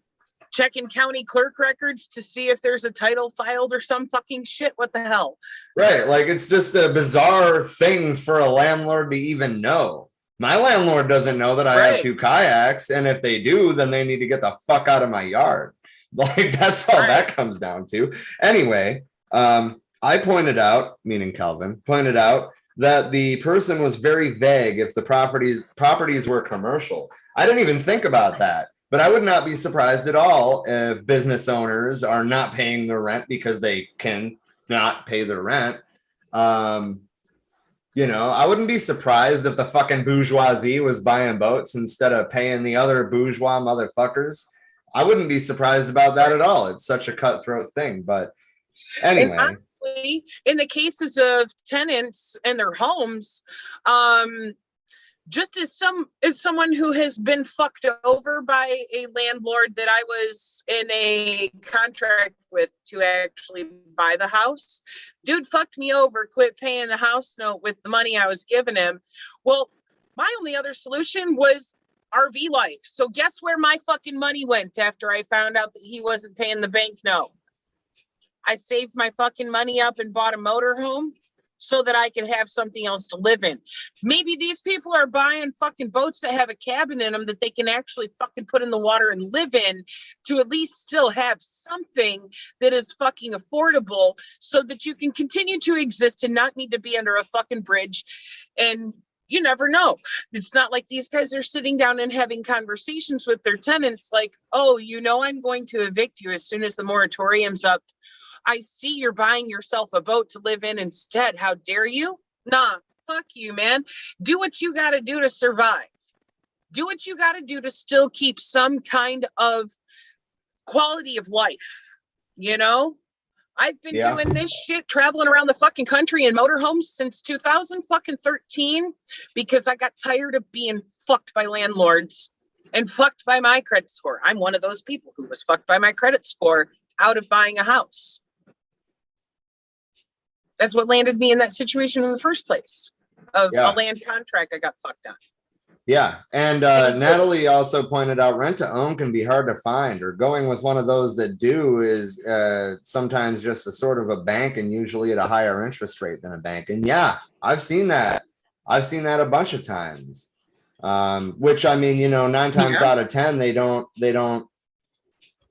tell you what the interest rate is anyway in a land contract. They tell you, well, this is how much the property's worth and this is how much your payment's going to be. Right. If you're doing a land contract or owner financing agreement, it should all be spelled out in that agreement of how much interest is being charged, and literally have it broken down in basically an Excel page. Well, yeah, and I mean, that's the this legal way to do it, but you have to going remember, this much not towards everybody's interest doing and that it much towards through principal. an agency, and you have to remember that in small towns, you know, a lot of deals like that are made on a gentleman's handshake. I've seen people get fucked because Right. of that. So I Right. guess I agree with you, but look out for those handshake deals. Not everybody is Right. trying to Don't screw ever you trust over, it. but even if the person is if the person is well intentioned, first of all, then they're not going to have a problem, you know, filling out an actual contract rather than just, you know, Right. something that says, oh, you're paying $500 a month until this date without Right. breaking If any of that somebody- down. Right. If somebody is not willing to write out a detailed contract and sign that with you, that is a red fucking flag. And I'll also say that, you know, even if they do put everything in a written contract, you want to comb through that very finely and make sure that there aren't any terms stated in there that could fuck you. And if there are, then you need to redress that with them and have a new contract drawn up of what you actually agree on. There should not be any terms in there that you don't completely fucking consent to, as well as your terms being fucking met. That's one of those things. Like, honestly, I had a dude offer me a job in Philly a few years ago because he hit me up about one of the houses that I had available on a rent to own. And there was another house he was looking at that was an owner finance deal. And after looking over his contract, I told him flat out, you're going to get a better deal by going with that house, not mine. So that honesty carries a long fucking way to be like, no, he's cutting you a better deal than what I can work with because of, you know, the amount of money actually owed on this fucking house versus that, you know, this would be a better situation. I went through his contract with fine tooth comb, pointed out the things he needed to redress, and was like, if you can work those things out with him, that'll be a better deal than even what I can offer you. And he was like, can I fucking hire you? He wanted me to come work at his business after that. It's one of those things, like, you have to be very fucking careful, especially if you're not going through an agency. And even if you are, you need to make sure that those terms are still, you know, Well, ones that you they're can legit actually and sit that they're well with. legal, first of all. Yeah, there's that. I mean, There's for definitely example, that. if you live in the state of Michigan and your landlord is making you pay the water bill, Right. Stop Right. paying your rent right fucking now. Put that shit in escrow and get a landlord tenant attorney. If you are paying a water bill and a rental in the state of Michigan, you are being exploited according to state law. Just saying. Yeah. I see that Yeah. happen a lot. A lot, yeah, because motherfuckers want to try to get away with that shit. It's one thing to have to cover your own power, you know, as far as utilities go, because that's separate. But the water itself is supposed to be rolled in with the rent, just like the fucking property taxes, etc. Everything else that's supposed to be rolled into one amount a month for you to pay to the landlord. They are responsible for making sure that the water's cut on, not you. Yep. Anyway, though, I just wanted to point out, well, actually, we need to remake this thing entirely. We've been bitching about the support group not being called that. You know, we're hardly Yeah, we ever need to on fix TikTok, this. but we need to add Left Signal Boost TV to this, as well as their group. Right. And Anti-Fascist 2. There is another anti-fascist group, actually, that I haven't gone and looked up, but I've heard from the other admins and Anti-Fascist 2 that there is an anti-fascist group that was able to take the name after anti-fascist got zucked. And, you know, basically they're trying to say that the admins and anti-fascists didn't know what they were doing, and that's why it got taken out. And now they're like allowing shit that's not even like, you know, remotely related to anti-fascism. And it's just like, it's almost like you're deflecting. Right. Like, But wait a fucking anyway, minute. I mean, everybody knows there's certain things that'll get you zucked automatically. You know, when it comes to their AI bullshit, flagging certain words, it's really simple. Like, if you're calling somebody a fucking fascist, when you type the A, press and hold it, and it will pop up. A's with the dots or the lines or whatever other symbols. Same for the eyes, you know, stuff like that. You need to actually fucking make it use different characters so that way it doesn't actually recognize those words and flag your shit and fucking ban you. You know, and shit like that. If it happens multiple times in a group, the whole group gets fucking banned. So I understand why people are fucking, you know, adamant about that when they're, you know, admins on the page. You know, you can't even say the word man without it getting flagged, man or men, because they're like, oh my God, you're talking about men. How dare you? I mean, if it's something positive about men, then it ain't a problem. But you know, if you're, I'm not even gonna go. I'm not even gonna go down that rabbit hole. Honestly, it's Fuckerberg, man. It's Fuckerberg all the way. You can't critique anything. If you call somebody a Nazi, even if they are blatantly like, yes, I'm a Nazi. If you go, well, you're Nazi trash, you get banned, not the person talking Nazi well, trash. yeah, I mean, it was less than a month ago. There was, I forget what the post was even about, but I saw a comment that was talking about like, oh yeah, it was about Cuba because it was about Fidel Castro. I saw a comment that was talking about how, well, I pointed out that he died in 2008, right? Like he's not still in power today, right? And they were just like, well, maybe we should dig him up just to be sure, and then like, you know, drag him through a fucking landfill and then cut his body apart and piss on it and then burn it and whatever. I don't remember. It was a fucked up comment, and really Facebook allowed it, and Facebook allowed that comment. But I typed back, what the fuck is wrong with you? And I got flagged. Yep. Because you cannot speak out against a racist, a sexist, or a fascist in any form on Facebook without you getting flagged. In that case, you would have had to alter, you know, the word fuck probably to not get that flag, because as soon as it sees the word fuck, it's going to look at the context and go, that's not true at all though. I have never had any post flagged for foul language. No, it said that it was hate speech directed at someone. It said that it was hate speech. Yes, because it was directed at a person. It's not like what the fucking fuck. It's what the fuck is wrong with you.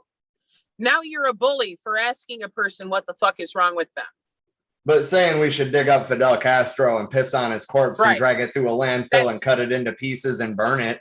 I mean, you know, that's totally cool. That's totally fucking cool to Fuckerberg. He's okay with that bullshit. Fuck you, Fuckerberg. Anyway, so we have our Facebook page for We Are Many. We are also now trying out a partnership with Left Signal Boost TV. So if you're joining us from that platform for the first time, thank you. Well, what's up, homies, comrades? Thank you for the solidarity. We hope you come back and join us some more because we got a lot more shit coming. Yeah. We have the For We Are Many education and discussion group, which is exactly what it sounds like. We're having discussions about various topics that impact the working class. And we're also trying to, you know, like teach other people, including ourselves. And then, of course, since we're working with Left Signal Boost TV now, I want to shout their group out. I believe it's also just called Left Signal Boost TV. It might just be Left Signal Boost, but it's one of the two. We're on Twitter at For We Are Many Too, Instagram, which we're not great at using regularly, but we try, which is at For We Are Many Podcast. TikTok, which we're really bad at For We Are Many Podcast. YouTube, For We Are Many Podcast. Our email address is that same account. It's For We Are Many Podcast at gmail.com. And if you want to support us materially, the best way to do it is to go to our website for wearemany.org. We have links on the side of every page to either become a patron, which patrons are going to start getting early access to a lot of our episodes, minus the current event streams, obviously. Right, 'cause those are live. So when I it mean, comes it'll to be a the week to Rev Left 2 Book weeks Club, early, right? Yep. For the history pieces, the Rev Left Book Club, that's one thing we're working on, why we are going to take a Tuesday or two off, or maybe a Monday or two off, depending on how that works out. It'll be a Monday. It'll be Mondays off because Start we're getting switching the Mondays. current event stream to Tuesday. I don't know if we're doing that this week or next week, but either way. But point being, we're going to take a little bit of time off in order to get stuff pre-recorded, so that way we can schedule it out a couple weeks and actually be able to give our patrons early releases on stuff. And we're also working on trying to get together like some merch packs, things like that, to be able to say thank you to you guys for being our patrons. We appreciate it very much. Amen to that. We've been trying to figure out forever, like, what can we do? Right. How can we say thank you to you? Unfortunately, though, our initial merch is only going to be available to patrons. It's probably going to be some time before we have the funds to pre-order merch to ship ourselves. Right. That was something that we did want to do at some point this summer, but financially, after looking at the prices and stuff and some other expenses that came up, it's not going to be possible to pre-order that stuff right now, but we will have those available, by individual order on Patreon. So that way you can start rocking our shirts and repping the For We Are Many. I also want to Because get this fist right here as a pin. Yes, and indeed. I mean, frankly, I think if you're a $5 patron or above, I think that should just be our gift to you. Freebie. Right. Which I think we can set it up that way, but if not, we'll figure it out. Like, you'll get something physical. Yes. And I'd also like to get our sunflower on a pin too, but one thing at a time. Yeah. Yep. So we're working on it. Right. So yeah, we also have a PayPal, which again is in a clickable link on the side of every page on our website. So, if you can't afford $5 a month, but you can afford $5 one time, PayPal is a good way to do that. Yeah. Every little bit helps. We're trying to expand our streaming service as well. The current software that we have with Restream has certain limitations on there, whereas if we expand the pack that we have, which will be about double the cost, then we can even set up our pre-record segments as live streams too. Right. So we have the live chat and we have the live push and the notifications. Things like that. These are kind of crucial things to help this grow. Yeah. Speaking of helping it grow, we make this call often, but we're doing some restructuring of our central committee, and we want more people involved, even if you don't want to be, a face on the air, which we do have some behind the scenes people. We already pointed out Natalie and Robert and Emily earlier. Great. Like, you can be on the central committee and not show your face on the air. That's fine. There's a lot of other things to do. If you want to create content, you can do that under a pseudonym. I don't give a shit. Right. And of course, we also are looking for co-hosts or guests, which if somebody from another organization wants to guest, we have the ability to stream our streams to their pages as well. So if you're interested in guesting, you can, all you got to do is click the link that I'll send you at the time, and then you can broadcast that stream to your channel as well. So yeah. Also, if you have other content that you would like to share, that is part of what we are here for too, is to amplify other voices on the left. So if there's, streams or anything along those lines that you would like us to kick out and amplify, let us know. We'll put it up on the page. If you're a writer and you would like to start a column, we have space for you on our page.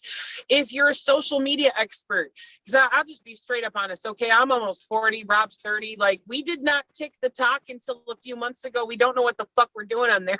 We're really bad at it. Okay? We're really bad at it. Like, really bad at it. We need help. So if somebody would like help with the other social medias too, we know our way around Facebook pretty fucking well, but when it comes to Instagram and TikTok, we could really use some help, probably on Twitter too.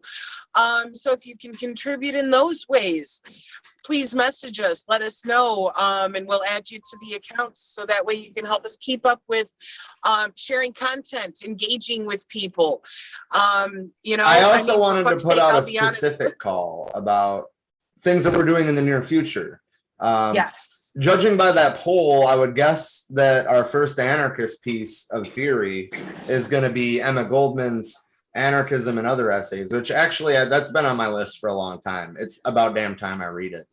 But that being said, you and I, as we've already discussed in this episode, are certainly more communist leaning. And I don't want anybody to get the idea that we're no longer a pan leftist thing. So if you have a different opinion than us, say if you're a different kind of socialist, or if you're an anarchist, or if you're somewhere in the middle, we need your voice. Right. That's the thing. Part of our goal here is to unite the left, because until we unite, we are not going to have that power in numbers. Okay. Yeah. And do you remember what Brandon said when he was on? For those of you that didn't see that episode way back in the early days, Brandon from Cooperation Denton was our first guest. And we were kind of talking about ideological differences and, the role in the state especially. And he's just like, well, to be frank, does any of that even fucking matter until we overthrow capitalism? Right. And it is going to take strength in numbers to overthrow capitalism. Big time. These motherfuckers are not going to let go of their trillions in fucking profits like that. Like it ain't about shit. They will fight tooth and nail to hang on to their ability to exploit you, me, everybody who's watching this. Like, they are trying to completely fucking destroy the middle class and keep everyone fucking financially oppressed. And I just have to point out, okay, this reminds me of the movie Planet of the Apes, where he's trying to explain to the other apes. He breaks one stick and he says, ape alone weak, puts many sticks together and does like this and can't break them. Apes together strong. Guess what? So are we. That's fucking solidarity. Okay. They might have like disguised it as something not socialist or anarchist or whatever, but that is solidarity. That is solidarity. And that's the thing. That's the same example that I use when I'm trying to explain solidarity to somebody. Either that or be like, hold out your finger and bend it a little bit so it hurts a little bit. And then be like, see, it's weak. Make a fist. See, I can't do anything to it. Same concept. Same concept. Yes. Together we are stronger. We actually need to unite in order to have our voices fucking heard. There might be small differences where we disagree about certain things, but when it comes to the majority of our views, we are in line with each other. It's one of those things where we need to stop the infighting. We need to stop allowing provocateurs to come in and cause that type of infighting. We need to squash those motherfuckers as soon as they show themselves like, nope, out, you are not an actual leftist. Those of us who are actual fucking leftists, By that, I mean anything left of hunting the homeless for sport. Join with us. We need to come together because this is fucking crucial, not just to our survival, but how many following generations? How long are we going to allow capitalism to exploit the fuck out of us to the point that we're, fighting To the point that it's killing the just planet. to fucking keep a roof over our heads and food in our bellies? Yeah. Yeah.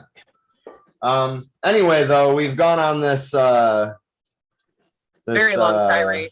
very long tirade. Yeah. Point is, for wearemany.org, we update it every time we release something. And I mean, we're trying to get back in the habit of putting articles up there, once a week or so. But we're all working class individuals too. It's difficult. That being said, Calvin, I know that you do your Talking Financially podcast as well. And you said I'm in terms of, like cross-platform pollination or whatever. And that you're down to help us promote too. Where was I going with this? Oh yeah. If you want to like write an article about MMT for our website, like we'll share the hell out of it. Or if you want to send us the videos themselves where we can actually upload an entire channel for your podcast, I would love to do that. Anybody who has not spoken with him or seen Calvin's podcast yet, I highly recommend you check it out. There's a lot to learn there. He is a massive wealth of knowledge when it comes to modern monetary theory and how we can apply that. It's beautiful. Watch his show. He's phenomenal. Anyway, I guess in terms of wrapping this up, I would love to have you back on again. Yeah, true. It's been a while. I'd like to catch up. Yeah. Absolutely. Natalie said we need some tweens and teens to lend a hand. Does anyone have some kids to loan for a few hours? Like, come on, Zoomers, we need your help. Can you come tick the talk for us? Right. We know what the fuck we're doing there at all. Yeah. So anyway, for wearemany.org, I'm gonna work on trying to wrap this up finally, but I'd like to invite everybody to join us, whether it's on Left Signal Boost TV or if it's on For We Are Many. Doesn't matter to me. Either way, we'll be seeing you. So Tuesday, we are doing our first Tuesday current event stream. I know that's going to fuck everybody up, myself included. I'm probably going to get to like the point of being ready to go live on Monday and then being like, oh yeah. All of the juggling of pre-recording this week alone threw me off on what day it was. Oh my God, Yesterday, I thought it was Thursday. No, it was Wednesday. It fucked me up really bad. It's probably going to still fuck me up for the next few weeks until my brain she's gone. All right. Well, anyway, it was great seeing all of you again tonight. Join us on Tuesday for our current event stream. This week we will be taking Monday off. Usually there will be a pre-recorded Revolutionary Left book club piece on Monday, but we're taking either a Monday or 2 Mondays off to kind of try to get the stuff pre-recorded enough in advance so that way we can actually get that stuff up for our patrons in advance. We want to do something for you guys, and we've been weighing this a long time. We don't want to hold the information from anybody that can't afford or isn't willing to pay, but we need to do something for our patrons, and that was the kind of compromise that we came up with. Right. So yeah, that was the happy medium, because we're sorry. Just saying that was the happy medium there, man. Of like, we're definitely going to make everything available to everyone, but we want to do something special for our Patreon to be able to show you that we fucking appreciate you very much. Yeah. But yeah, that's all I got. See you guys on the next week. It'll be Tuesday for the live current event stream, and then Wednesday and Thursday for the pre-recorded pieces. Yeah, that's it. That's all I got. No, You're cutting out really bad. oh my God, of course, I fucking signal. It just keeps being their message later. It just keeps looping me out of the ear. Nah, I got you. All right. Well, anyway, that concludes tonight's stream. This is one of the longest ones we've done in a while, actually, because we've really tried to, cut back on these 3-hour streams, but it's okay. It kind of felt good. And Trisha's gone again. Anyway, I'm gonna wrap this up. Thank you guys for turning out. See you next Tuesday, Wednesday, and Thursday. And we will be back to Monday, Tuesday, Wednesday, Thursday, probably the week after next. But until next time, peace, love, and solidarity.